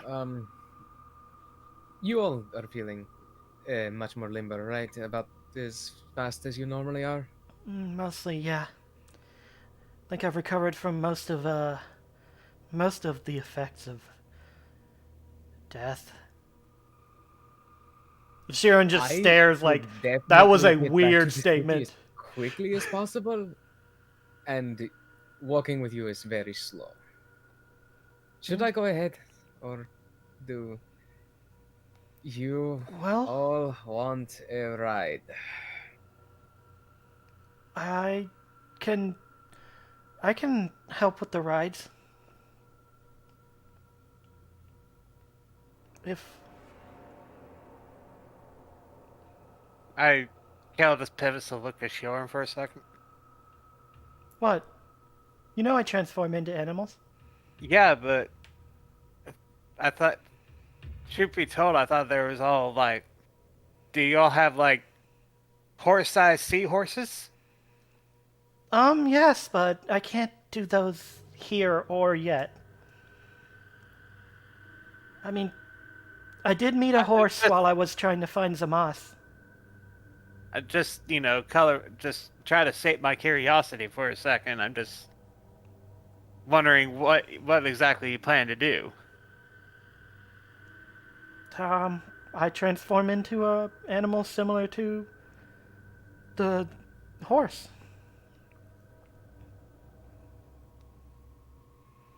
Okay. I'm sorry, I wasn't expecting this inquisition. I'm a cleric, and Inquisition's literally what I do sometimes. Yeah, apparently. Apparently, I never actually inquisited, but I it's always the first time. I learned about Always the a first time. I learned about a horse talking to one when I was trying to find Zamas. I can transform into one and let someone ride me, like Lyslin is allowing. Well, I mean, two of us can fly, Mm-hmm. so If be either me No or offense to the little one, they are quite slow as well. You can just hang on to Lyslin's horns and, They are little more than a pair of earrings. I guess we just choose flip a coin with Merrick or something? Because we're the only two land people that were slowing them down, I guess. So. Merc's just like, I don't require anyone to carry me, but if someone is offering, it's... it would help the speed.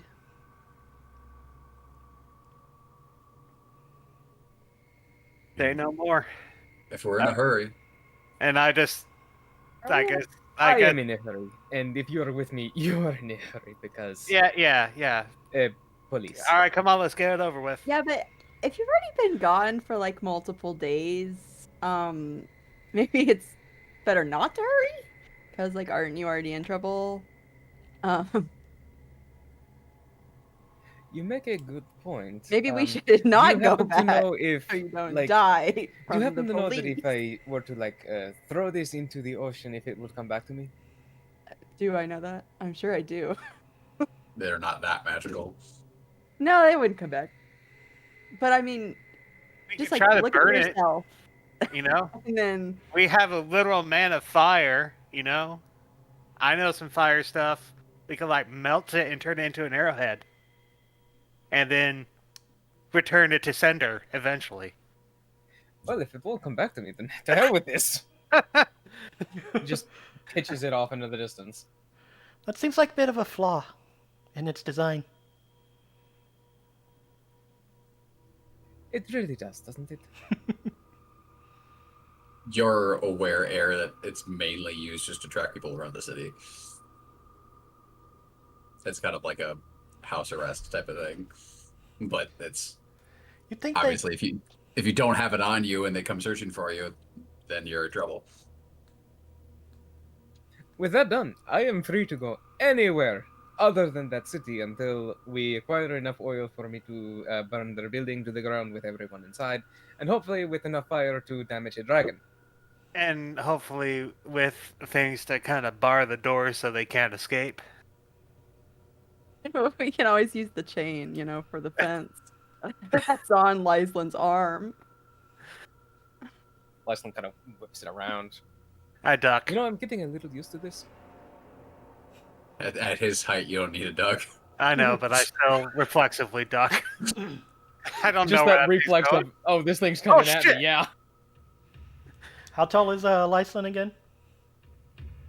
Lysland is just shy of 7.5 feet.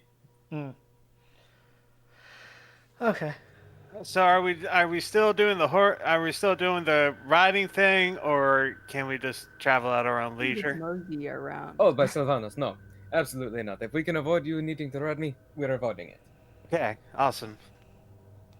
Not that I'm against it, just I say we just pick a random direction and see where we end up. Sounds like an adventure to me. Sounds Yeah, like I'll be honest with you. Last time we decided to improvise, we died. We literally ended up in a big ditch in the middle of nowhere. So let's try. Well, we walked into the bear's den. I forgot And then again to poke the change bear. thing. Well, technically, we stabbed the bear twice. Just Killed the bear's metaphorically cubs. yeah, we killed the bear's. And then it cubs. found out. Let's not do anything like that again, please. Don't worry, next time I'll kill him. Him specifically. Well, I'm going to kill him. I just mean we should probably be smarter about it. Yeah. I wouldn't Right. mind getting rid of him and helping I the think people. I need to replace that shin. He quickly looks through his saddlebag. Is the shin still there? The what? The The shit. shin that I had taken from, what's his Oh. name? Leo. Oh, yeah. You still have the shit in your back. Oh, never mind. Unless I want to make a pair of bagpipes, I don't need another shin. You could stab him with a shin. You could make a shiv out of it or something. I was kind of thinking a blowgun or a flute. I mean, Hey, this from your son.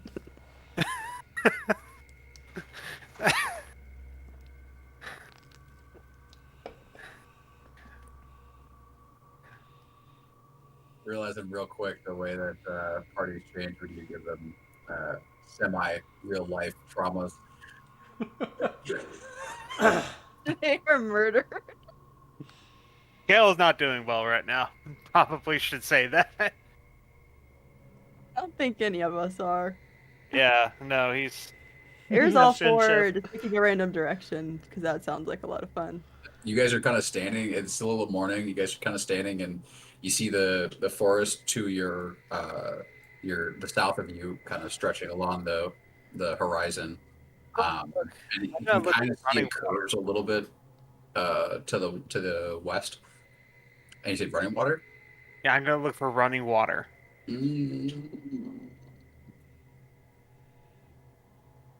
Close my pictures. Hold on. I'm Gotta go back to my maps. I'll be honest, I do want to get back to Sharn. If you guys want to go somewhere else, I can probably head back myself. I think what we want to do is find a place to go so we can find out where Sharn is, maybe. Or if we, Oh, okay. I thought we were just following the tracks.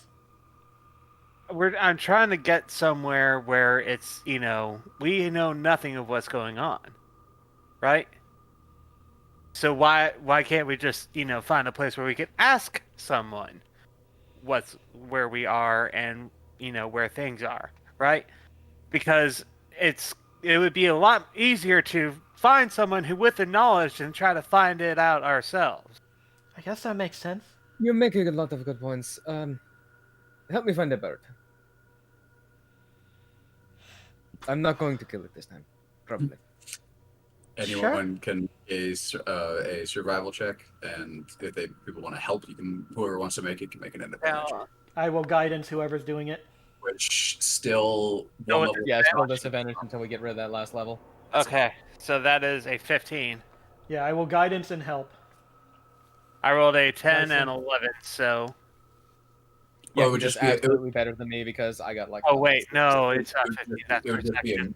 it would just be a normal roll instead of a disadvantage, since they're helping. Oh, okay. Well, the first one I rolled was an 11, so that's a 14. I just realized that it wasn't perception, it was survival you wanted me to roll. Yep. So It's easy enough to track down a couple of birds that you see kind of soaring over.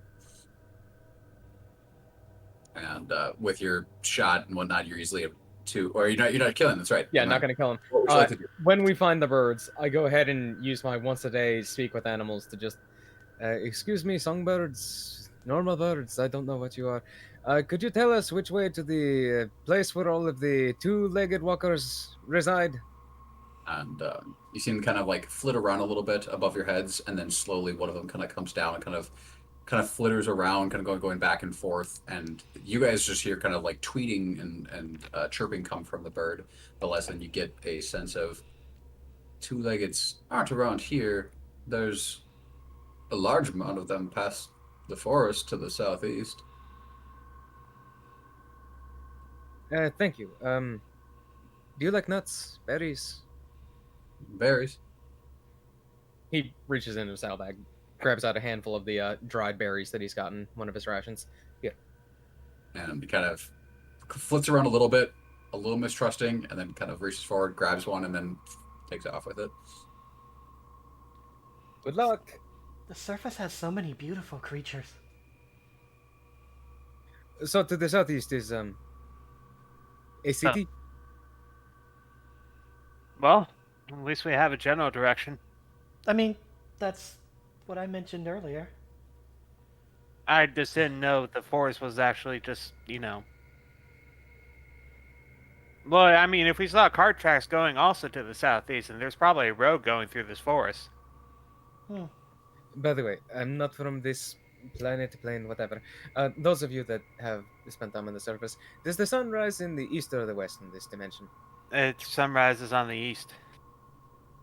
Wonderful. Then we know which way to approximately go. Other than the fact that it's overcast. He's got a point there. Which way is southeast? Yeah. You knew south originally, and you kept going that way, and there's a forest to your south, so at least you got a landmark. So we might as well just keep going in the same direction. Yeah. You guys going to go directly south, or are you guys going southeast, or which direction you guys want? Well, we wouldn't know the direction of southeast. We just know the direction of south right now. So. All right. You guys start heading in that direction. And is there anything you guys want to do throughout the day as you guys travel? Lyslin runs ahead to scout. Okay. It's kind of Lyson kind of pulls ahead of the group.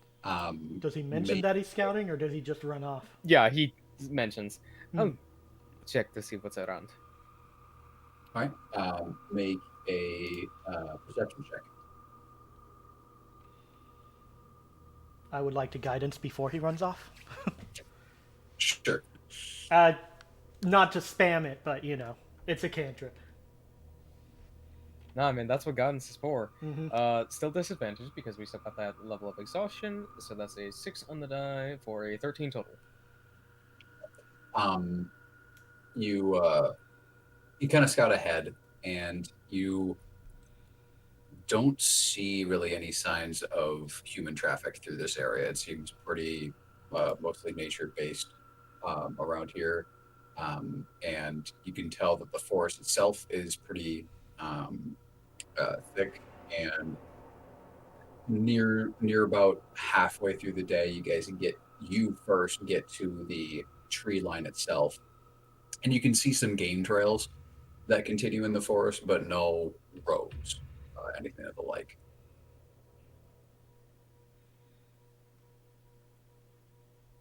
Did I ever find running water? Unfortunately, no. It's mostly just grass fields around here. Well, if you need water, I can still create it. Actually, trying to do something I learned from Rose. Basically, if you can find running water, you can every single bit of water normally either coagulates either from a spring or into a bigger body of water, and where there's a bigger body of water, humans are more likely to be. So Oh, that's smart. I figured if I had some sort of starting point, we could try to find a way to something else. Sharn will commit that to memory.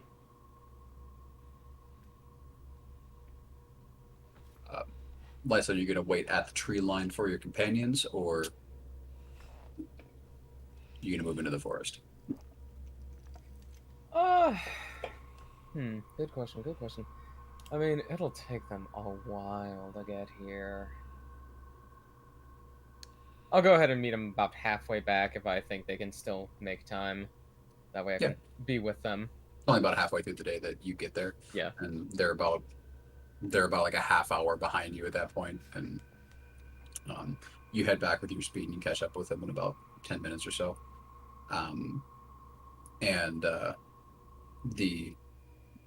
He tells So you. it looks like the tree's going for a while. We'll probably be in there for a day, 2 days.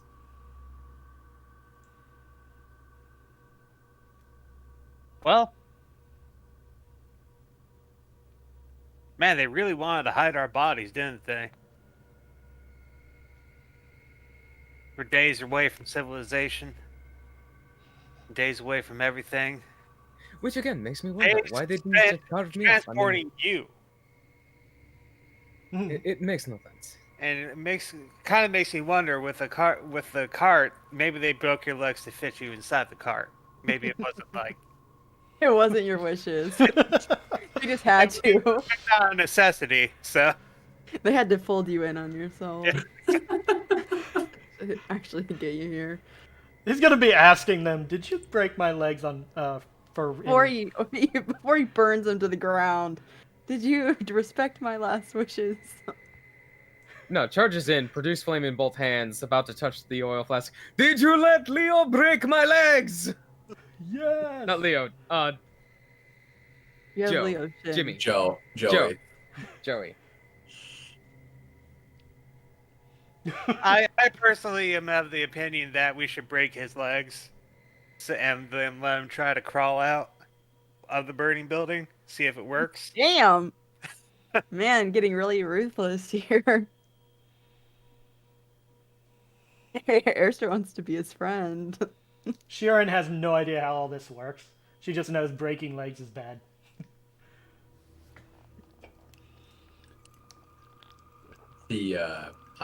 As you guys get to the tree line itself and start to pass in, it's a beautiful forest. It's a little dark in here because of the gray overcast sky and then the canopy on top of that. So it's a little hard to see, and there's a lot of shadows and dark areas. But it's the wind dies down a little bit inside the forest. But near the end of the day, you start to feel kind of as rain starts to fall through the canopy and starts to hit the floor of the forest, and you can feel it kind of dripping onto your head, with sometimes bigger droplets from like tree leaves as they drop larger collected masses of water.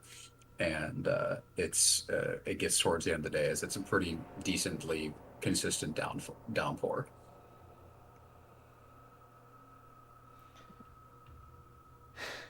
Sharn looks a little bit happier with that.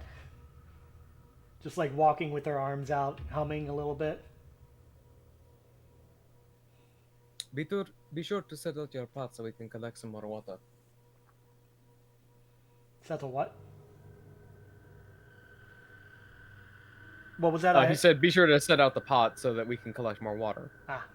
Already on it. So now you hear a ding as and you just hear the rain hitting the metal. This is gonna go well. Did you guys set up? Are you guys setting up any kind of shelter? You just kind of leave yourselves open? I'm gonna try to find maybe I don't know how hilly the forest is, right? But maybe there's an area where there's some overgrowth and maybe there's some roots or something of the trees, and we could just huddle underneath it. make a survival check, and if anyone wants to help, they can get advantage on I it. will. So it'll be a I'll normal help. roll And Normal roll? guidance. and guidance. Okay, normal roll. Look at this teamwork. That is a 16. 16. You are able to find at least a heavier section of the canopy where you guys are able to kind of fit under, and it still drips every once in a while, but it's at least cover from the heavier parts of the downpour.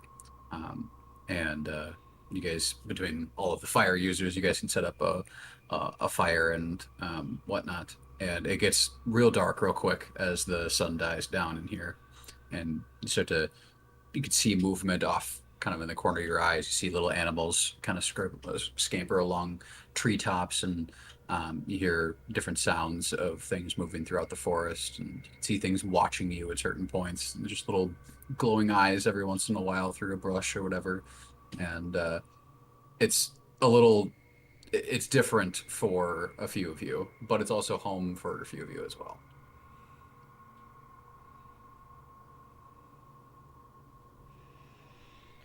As we kind of bed down for the night, Lyslin would like to take the cloak that's part of his traveler's clothes and just kind of like set that off in like a little area outside of this like heavier canopy so that it'll like start collecting water. Okay. Yeah, easy enough to set up, and it just kind of droops in and starts to collect at the at its focal point. I have the pot just collecting water too, just above us, maybe. And kind of set it off to a Yeah, more I open pretty area. much like planted it, reinforce it with some rocks around it to make sure it doesn't move. Yeah. You guys get some fresh water.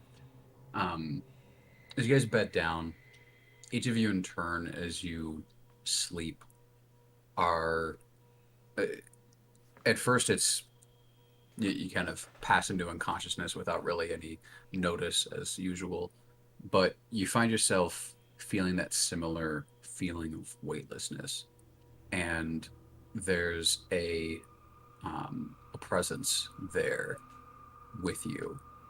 You don't hear any voices.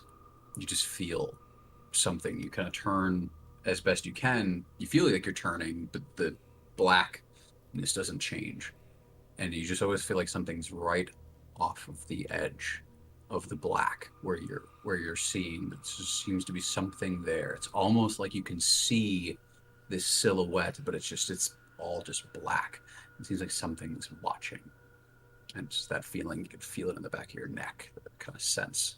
And it's a disconcerting feeling that seems to last. You try to move, you try to get a bearing of where you are. You don't seem to be falling, but you're not standing on anything either. It's a weird sensation of being able to move with almost thought.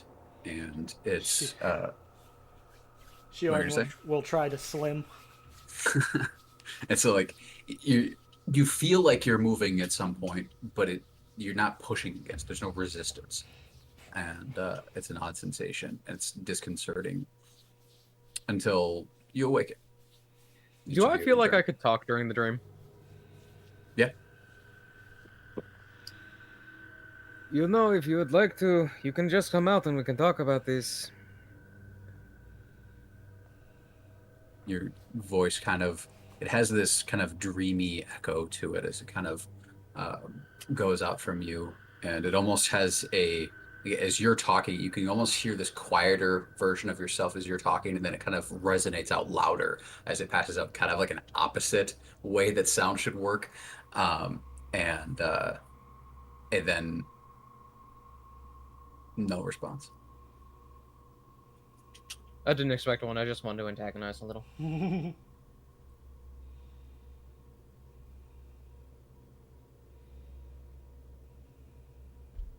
But you just kind of wake up and turn. It's a dream that is still kind of there at the edge of your memory. You lose track of it pretty quickly into the next day, but it's still there.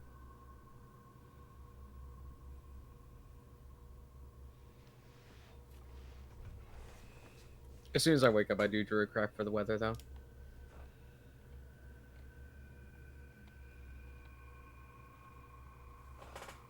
When I wake up and go refill my water skin, I guess. You both feel, you all feel a lot more finally fully rested. But it's now that the soreness and the pain and the exhaustion from your ordeal is finally kind of ebbed away, it's almost a starker contrast to that pit that you just kind of feel in your chest. Um, and the weather as you guys wake up is kind of a reflection of that even worse as the downpour above has strengthened and it's starting to come down in sheets now that even your large canopy can't protect you fully from. And Lyslin, as you cast your spell, you can see that it is heavy storms continuing in through the day.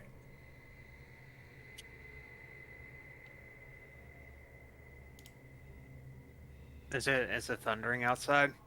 Every once in a while, you do hear kind of you can see a flash above the canopy of the forest, and First time it happens, Sharn. It's not that loud, right? it's the when you we'll say for the sake of this that Sharon's actually woken up in the morning by a strike of it as it kind of flashes, and then Is it loud enough to startle her? oh, easily, yeah. So she just winds up screaming from the sound. All right. I go and Why is the Skywater angry? it happens. Eric's like, oh, that's just lightning. That happens when it storms and whatnot. As he kind of like puts his cloak above his fiery head, as it's just a concept of ionized air particles. I And believe it or not, happens I when was actually Talos is going to do angry. that for him. I was thinking about it. Just gonna be like, hey, Barrick. So, yeah. So, good news is we don't need to worry about the water. The bad news is We have to worry about water in a different context. exactly. So we could attempt to wait this out. Just hang out here in the forest for another 24 hours. We could build a shelter, or we could walk through it, risk getting sick. You, do you get sick, Flame Man? I stay pretty warm myself, so I can usually keep from getting But sick he'll like be that. fine. The little ones are normally fine. You probably won't get sick from wetness. You, on the other hand, and myself, we will probably die of a cold. We could just huddle next to Merrick.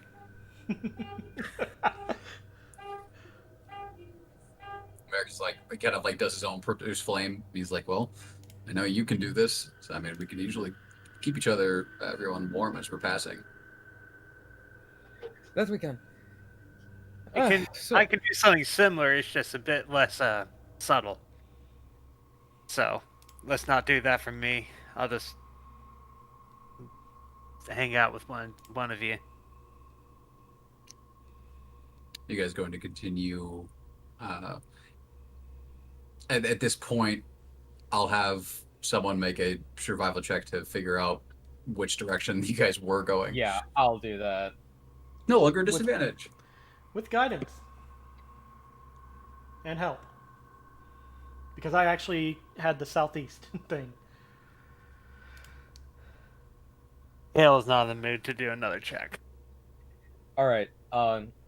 If it's just a straight roll, then I've got a 13 on the die, a 5 on my survival, and a 3 on the D4. So that's 21. Not bad. Yeah, you're able to like, yep, we were going this way. Oop, I never did the And thing. you head off in that direction, and as you get kind of out from underneath your protective canopy, obviously picking up all your gear, storing your water and everything, you start to get like heavy sheets of rain starting to pour through the top of the canopy. You easily get drenched within minutes of traveling in, and the forest floor itself becomes kind of slippery and muddy, and you're catching on roots and you're slipping on parts of the ground that get really goopy. Sometimes you catch in one of the people that are walking will catch a boot in a deep thing of mud. You have to kind of suck your foot out of the earth. And so traveling forward through the forest during the storm, it is going to be rough terrain. So it's going to be a little bit of a rough travel for the people who are walking. I'm enjoying the rain. I'm a sky fairy, bro. That's for the sky. I'm enjoying the rain, but the mud is a little odd to me. Yeah, that's a new feature for Sharn is the I mud get in the. stuck. I get stuck in the mud, and then I just go, guys, I think the ground's trying to eat me. It's not exactly far off in that either. There is parts of the ground that are much more aggressive about that. Hopefully you'll never see them. Mhm. Now I'm a little afraid. Once again, Lyson will go ahead and just pick her up and place her on his back.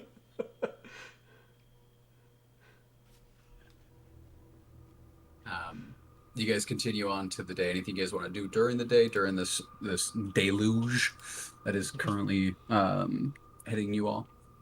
How thick are the trees? Varying sizes, but there are a few pretty big trees. I just meant, like, if I flew above the trees, would I still be able to see everybody on the ground? Like, it's not, like, covered? If you stay up there long enough, you might lose them because there are certain patches of the canopy that are pretty thick. But if you take it slow, you can keep an eye on them. Well, I mean, they're moving slow, and I'm not. So, yeah, I just want to go above the trees. Okay.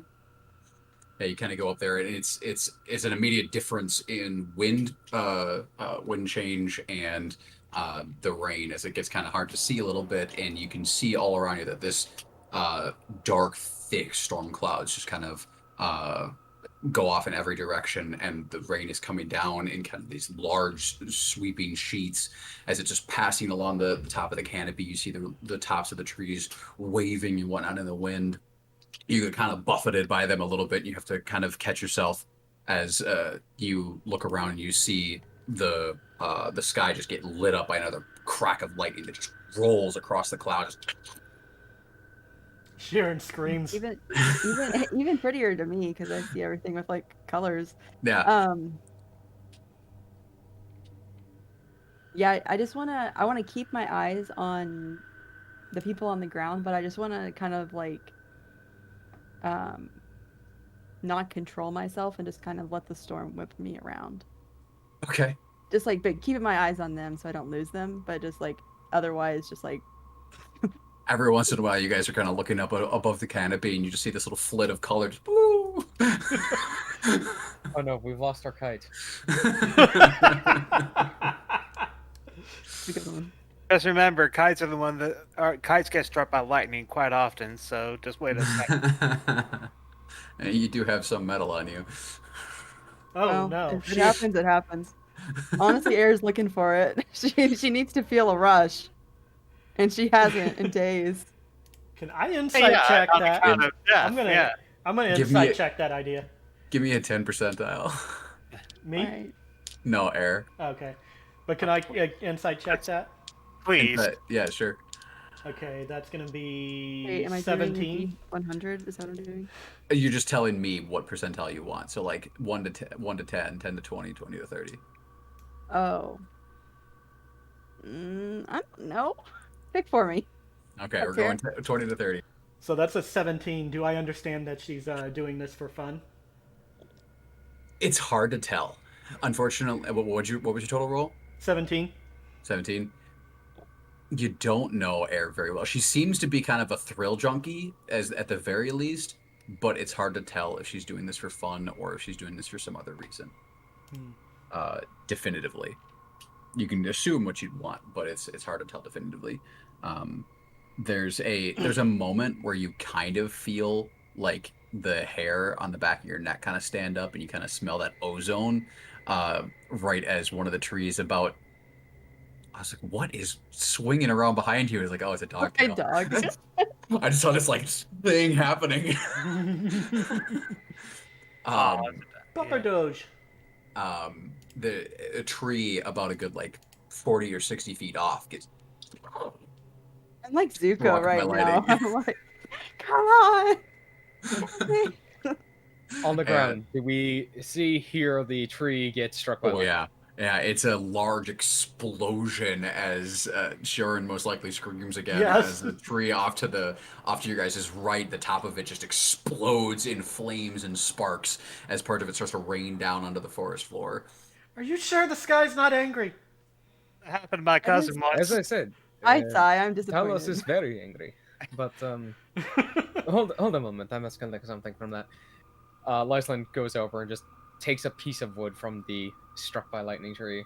Yeah, you go over there and it is smoldering, and you actually look up near the top of the tree and you can see that a part of it that was hollowed out.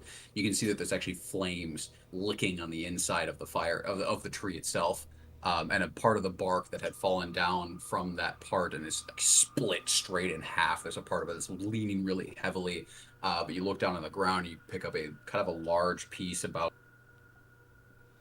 that long that has a nice long big black section to the interior of it. You can still see little bits of ember that are glowing with the heat of it. Excellent. With that, give me just a hot second. Mm-hmm.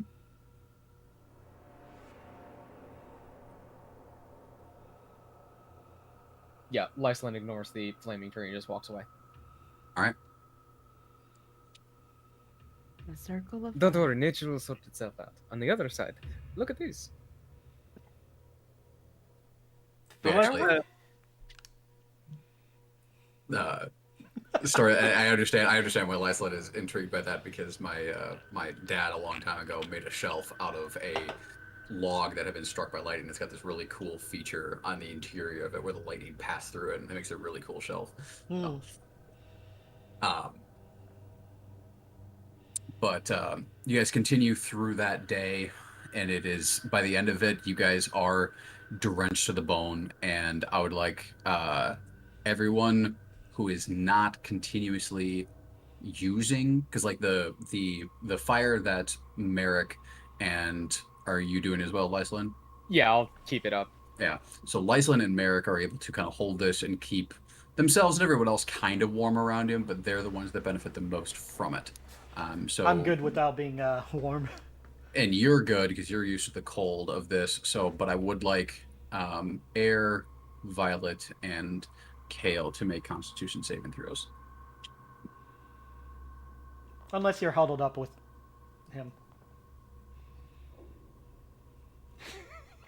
I'm sorry, I just had an image of Kale piggybacking on Merrick. You warm up there? That was what Kel was hoping for.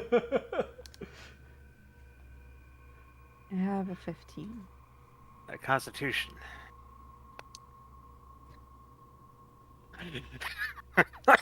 Unfortunately, rolled a total of 3 for Violet. Unfortunately, I rolled a natural 1.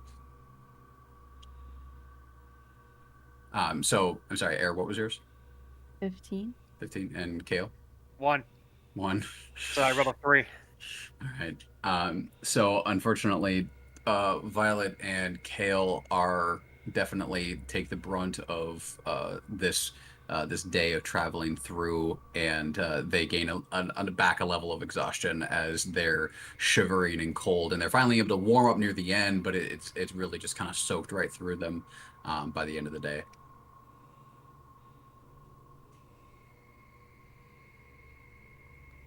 Well, at least you don't seem to be dying from it yet, so good news. Just And this specific level of exhaustion will only be able to go away once you've gotten to take a long rest while dry. So even unfortunately, if you take this long rest while the storm is happening tonight, it's still going to stay because it's still wet, it's still cold. Well, we just need to find shelter. I think we need to find shelter to help these two.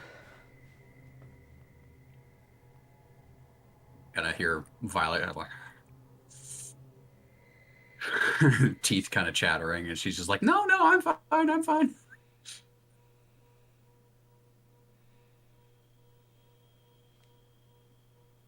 Lyslin will go ahead and I'll look around to see if there's any kind of like shelter, like devices that I could find. Alright, Yeah, I so I'm want to help guessing- out. Like I'm AK. guessing somebody's helping and with guidance, most likely. That too. I see my friends are in trouble, and I want to help. Even though I'm scared of the sky anger. 21. 21. You are able to find a small, actually, small, large tree that actually seems to have been kind of hollowed out a little bit underneath. You can see where the roots have kind of grown outwards, and some of the dirt seems to have been kind of pulled out from underneath the tree. And it's not going to fit everyone, but it could potentially shelter at least a few of the individuals from the rain, and it seems to be protected mostly from the elements. At finding that, Lyson's gonna go ahead and gather a couple of like moderately sized branches, maybe like 2-3 feet tall, possibly, and stretch his traveling cloak over that, and kind of like make a lean-to awning over the hole. Okay. All right. Sharn will use shape water to draw out all the water on their clothes. If you'll allow that, it's not a specific thing for it. Take some time, and you're able to kind of, after you get them underneath and somewhere dry, you can kind of take the time to do that. And Merrick will help as well with his produce flame and also using precipitation to unsoil clothes. So kind of using with a combination of all that, you guys are able to dry out the everyone that is able to get under the shelter. Unfortunately, this will not fit you, Lyslin. So I wasn't expecting to. Yeah. But with the fairies, Kale and Sharn, and unfortunately, one other person will have to sit out as it is. I can do that. Quite that big. All right. I'm good with water. All right. Although I may need a little bit of help if it's lightning a lot still. The night continues and the storm continues to rage as it's an interesting night as the lightning continues as it continues to flash and crack and boom as it lights up the trees, and every once in a while you'll see certain things that kind of like, well, what was that? And because just trickery of the light, and it's hard to sleep for some people as the lighting is pretty loud, but you guys are able to get a full long rest, and the people who take the shelter under the tree are able to take away that level of exhaustion as you guys are able to get a nice dry sleep. I like to think that like while they're sleeping, every time the lightning strikes, Sharn just kind of like shakes Lyslin awake, who has no problem sleeping with the thunder, lightning crashing all around. I think she'd probably just try and snuggle up with him. That's easy enough to do considering his massive horse flank. Big guy can probably protect. Finally, in the next morning, the storm seems to have blown itself out, and there's still a little bits of drizzle and rain, but it's still overcast and gray. But you guys are able to continue on without too much issue. It's still kind of rough terrain because it's still really wet and muddy in the forest, but you're not having to deal with the sweeping winds and the rain coming down in. And with the help of your resident ranger, you guys can find the right paths. And let's check here. Of course, guidance and help. I'm trying to learn from him.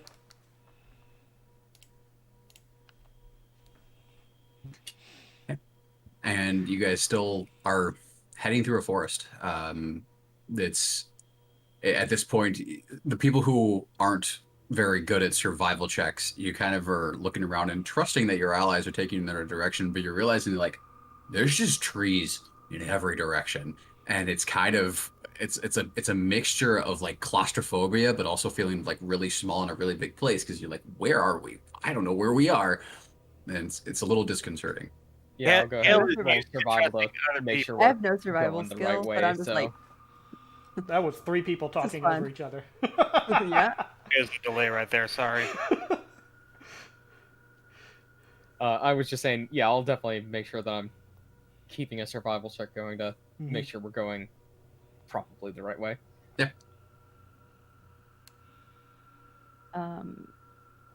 I would like to, while we're walking, I kind of want to like speed ahead of everybody, and then I'll keep my eye on them still. But I want to, once I'm sufficiently in front of them, I want to fly straight up and just keep going until they're pretty much under me.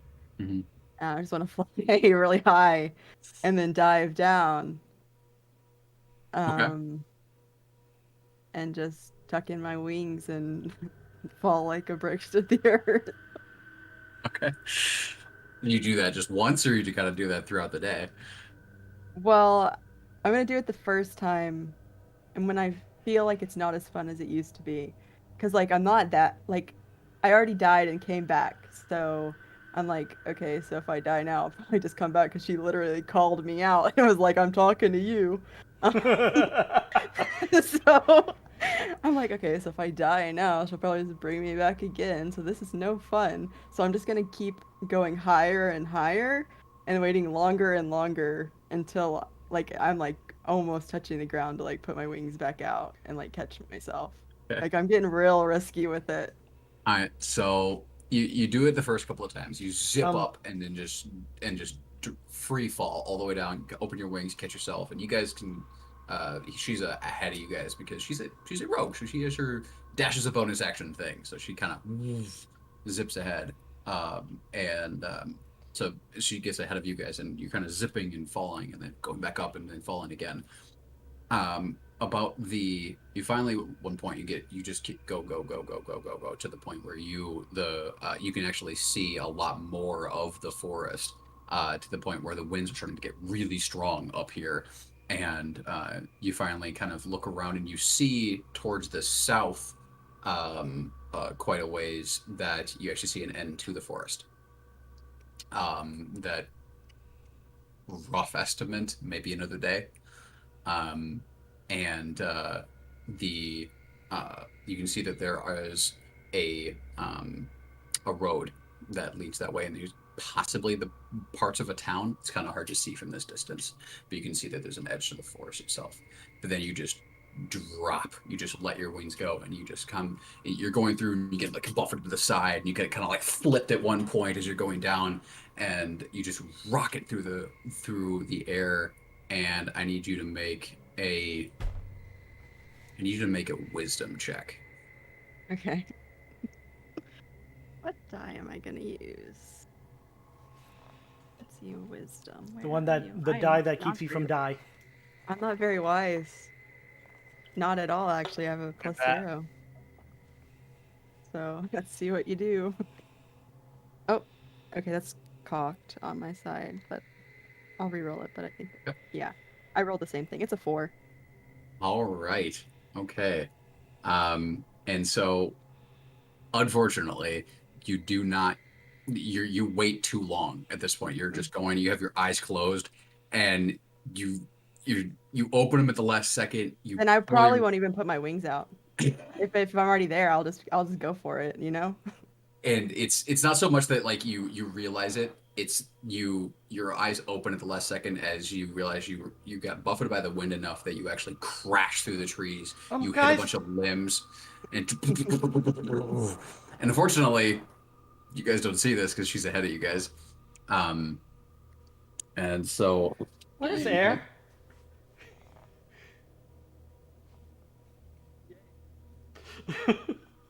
Doing the things that she does. She's just being the worst. She's having a crisis. You know, if you'd waited, I could have just blasted you directly into the air.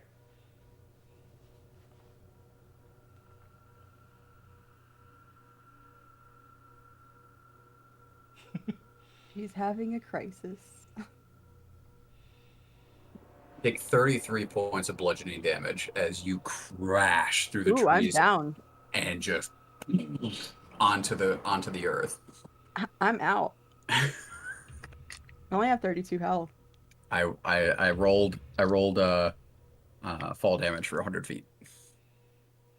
That's fine.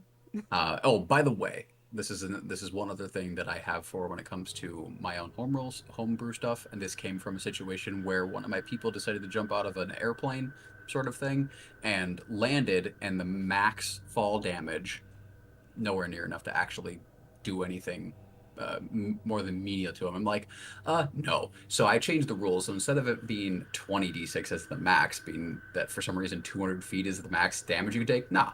Max damage you can take is terminal velocity. And it takes 12 seconds of falling to hit terminal velocity. By the time you've reached terminal velocity, you have fallen 1,500 feet. So the max damage you can take while falling is 150 d6 if you fall that far. Oh, boy. Just so you guys are aware. That's fine with me. I like that rule. I use I that too. think that's good. the higher air gets in level, the farther she can fly without dying and hit the ground. But Well, yeah, no, you heights, so it works out that he just won't do that.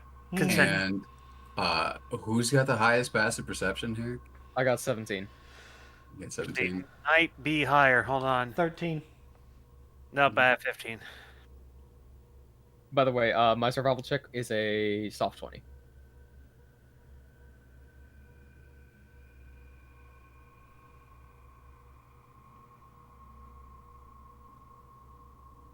Even as like air is like falling out of the sky, like she opens her eyes about to hit the ground, she's like, this would have been much more fun than a few days ago. Yeah, the thrill is not so fun when you just can't die. And you guys are continuing forward, and with Lycelin's and Violet's passives, you do see air just splayed out on the ground. But before you guys get there, I would like you to make 3 death saving throws. All right. First one is a failure. Oh. Why does it already say 1 failure before I did it? He made one before when we were attacked. Oh. Yeah, that's true. Okay. Second one. Also a failure. Oh, boy. Just I guess since I don't actually want her to die, I'll use my what's it called? What is it called? I have a feature. What's it called? Oh yeah, persistence. When I fail a death saving throw, I can choose to succeed. Okay. So you're gonna change it to 1 success instead of 2 failures? Yep. Okay. So 1 failure, 1 success. Mhm. Third one is a success. What was the total? What'd you roll? 12 for the success. Okay. Total success. Okay. So as you guys are kind of walking forward, Lyslin, you see it as Violet kind of like screams and like, oh God, and rushes to Air's side, and immediately she got here for you.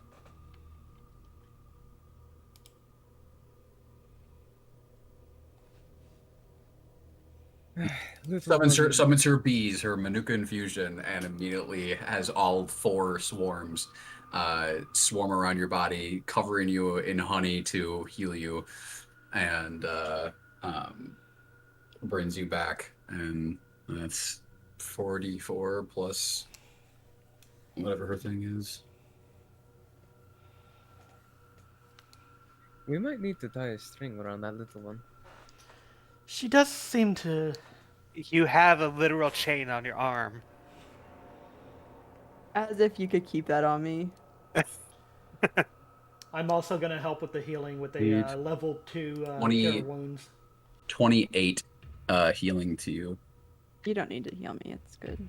Never mind, yeah. Although she gets ready to heal, but...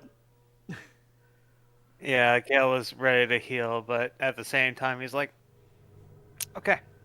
And yeah, you guys kind of walk up behind as you see these kind of bees kind of covering Air's body as they're covered in this kind of like sticky golden goo. And Air, you wake up with Violet over you, looking very worried. and you can see the other ones approaching. Yeah, I just have a kind of like a far off look in my eye because honestly, this is really fucking me up. Like, not being able to get an adrenaline rush from the fear of death is like the only thing that she wants in life, and now she doesn't have it. So she's like, this is gonna be a problem. Air, what happened? I'm just testing something out. Test failed. No, it was a successful test. She gets up covered in mud, so it just absolutely looks crapped out. Task failed successfully. Air. Quick question. With a 15 insight, would I be able to understand your kind of mental state right now, like your general vibe? Say yeah. She's really not. She's worried. You know, Please little stop. one, you might need to find a new vice. Yeah, maybe like drugs or something, because this isn't working anymore. I found the drinking is okay. The alcohol does seem My to dog. be fun. Also, I do want to make a comment or a reference in regards to this. We're basically gods. We're definitely not. I see you two laughing, but don't hear anything. There was no goldfish involved, so we're not the gods. fairy. Ah, the fairy, the goldfish of the air. There's a quote for you. It's not a fairy? No, that's a flying goldfish. I still like I can cook with his hair. Yeah. Yeah, that's a good one. I love our humor. Yeah. You guys just gonna continue on, or are you gonna do anything else where is it realizing your fairy friend almost killed herself? Sharn suggests. No, I just scoop both of them up and begin walking. It's this way. I'm like, oh, I saw a road when I was up in the sky. Chill. This way? please. Are you I'll sure we point to shouldn't whatever let them way. just I gotta rest? take care of my dog for a You're second. good. You're good. You guys get on the way. You pick up air, and Violet kind of follows with, and she kind of points like, oh yeah, there's a road that way. And you start heading in that direction. And the day comes to an end. You're not quite at the edge yet, but you can see that some of the trees are starting to thin out in places. So you know that you're coming towards the edge of the forest itself. Before darkness completely falls, I'd like to look around for any like mistletoe growing in the trees, just in case. Sure. Make a perception check. Okay, I'm good at those. Never mind, I'm terrible at those. 15 total. 15. No mistletoe specifically hanging around this place. You see a lot of hanging vines and different kinds of tree leaves, and you actually see some fruit bushes and whatnot that have started to bloom, but no mistletoe. If possible, I'll go ahead and gather the vines and some of that fruit. All right. Make a nature check for me real quick.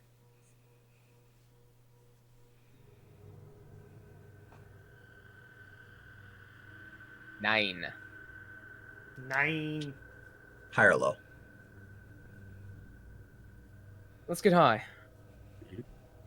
You gather the berries? Okay.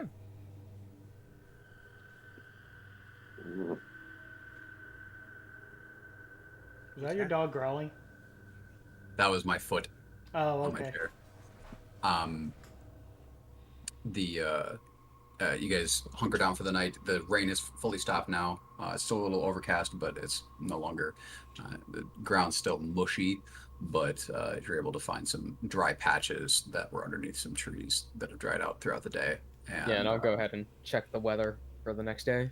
It looks to be sunnier going into the next day.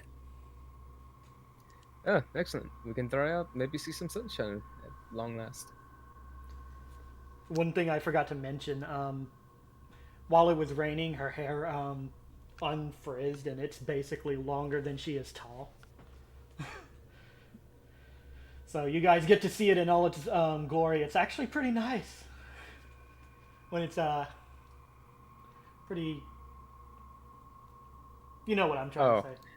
this would also be a factor, and I'm gonna apologize to you because I'm gonna ask you a lot of local nature questions. Mm. What kind of local flowers are there? Because each day my hair springs local flowers. Local flowers. So, what this would be small, white petaled with yellow centers, kind of along with a few that have kind of like small pink bells. Okay. If I could possibly choose, I'd like those pink bells to be growing in my hair. Sure. You kind of see them as you pass along in certain areas. But yeah, the next day comes. You guys gather up your stuff, and as you get towards the end, about midway through the day, the clouds above you finally break, and you can see that there's some sunlight. And as you pass uh, through the edge of the forest, you kind of see yourself on this kind of a hill overlooking this area, and what you see ahead of you is a kind of a swath of rolling hills that lead down to a road that stretches east to west. Past that is a large cliff face, far, far, far towards the horizon, that seems to hit off towards what looks like the ocean at the far end. But directly south of you, where you guys head, seems to be a town that seems to be in the center of this road. It's a small little village, not too populated, but it seems to have some population in it. And as you guys decide if you want to head towards here or just to the road, whatever you would like, and as you all are dealing with the trauma of what has happened, coming back from death, being given this strange emptiness that has been gnawing at you for days now, with Air's recent Yeah. actions that portray her own trauma in this, and considering what to do next, we will call that here and pick up next week as you guys decide what you're going to want to do going forward. I would also like to add on that progressively over the past couple of days, Kale's mood has gone from sort of reasonable to quite not good. He's been in a pretty shitty mood, so. And it's just progressively getting worse as the more time we spend in that forest, so. Yeah. So, a little adventure trip to think about what you guys are dealing with and what you guys want to do. But now you're in civilizations, you can see what happens there and decide if you guys want to go from there. Chat, thank you for sticking around for our travel episode. Yeah. Got to give them some time to process without a bunch of quest. I have expected to Oh, be yeah. attacked in that. Lyson's been processing a lot. Oh, yeah. Kale is not doing well at all. Air is fucked up. Way worse than I think that appears. So. Mm. Yeah. Sharn is a little conflicted, but honestly happy to be alive. Also scared of the sky and the earth now. Dangerous traveling around open wild. She now thinks there's parts of the earth that will open up and try and eat her. What happened? Man, if Not- I wasn't worried not about completely leaving wrong. all you guys behind, I could have just Being dashed cold. at that forest and been gone.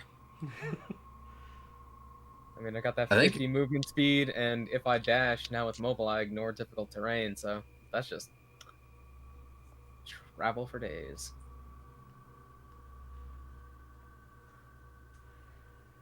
All All right. right. Well, hope everyone had fun in their own way. Yeah. We'll pick up next week. All right. Anyone you guys want to raid?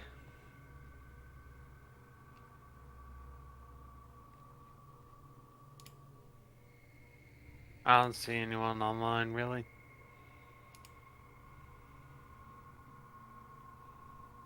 I know a couple of people.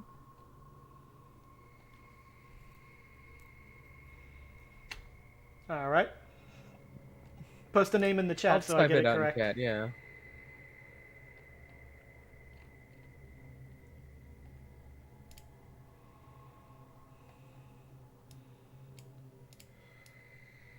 All right.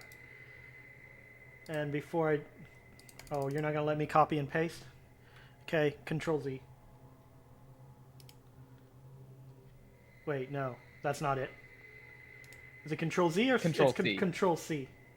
Yeah, Control C and then Control V to paste. Raid is when you basically send your viewers to another person's stream. Much like us, y'all are going on a journey. Yep.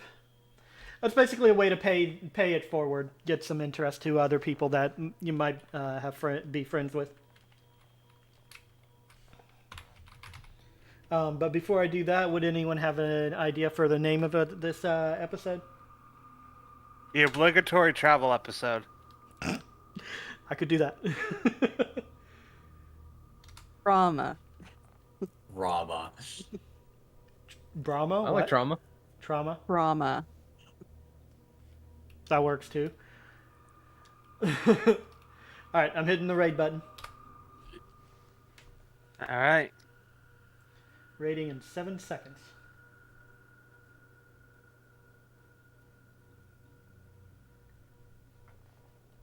Right now.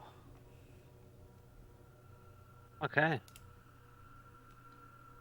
Alright, ending stream now.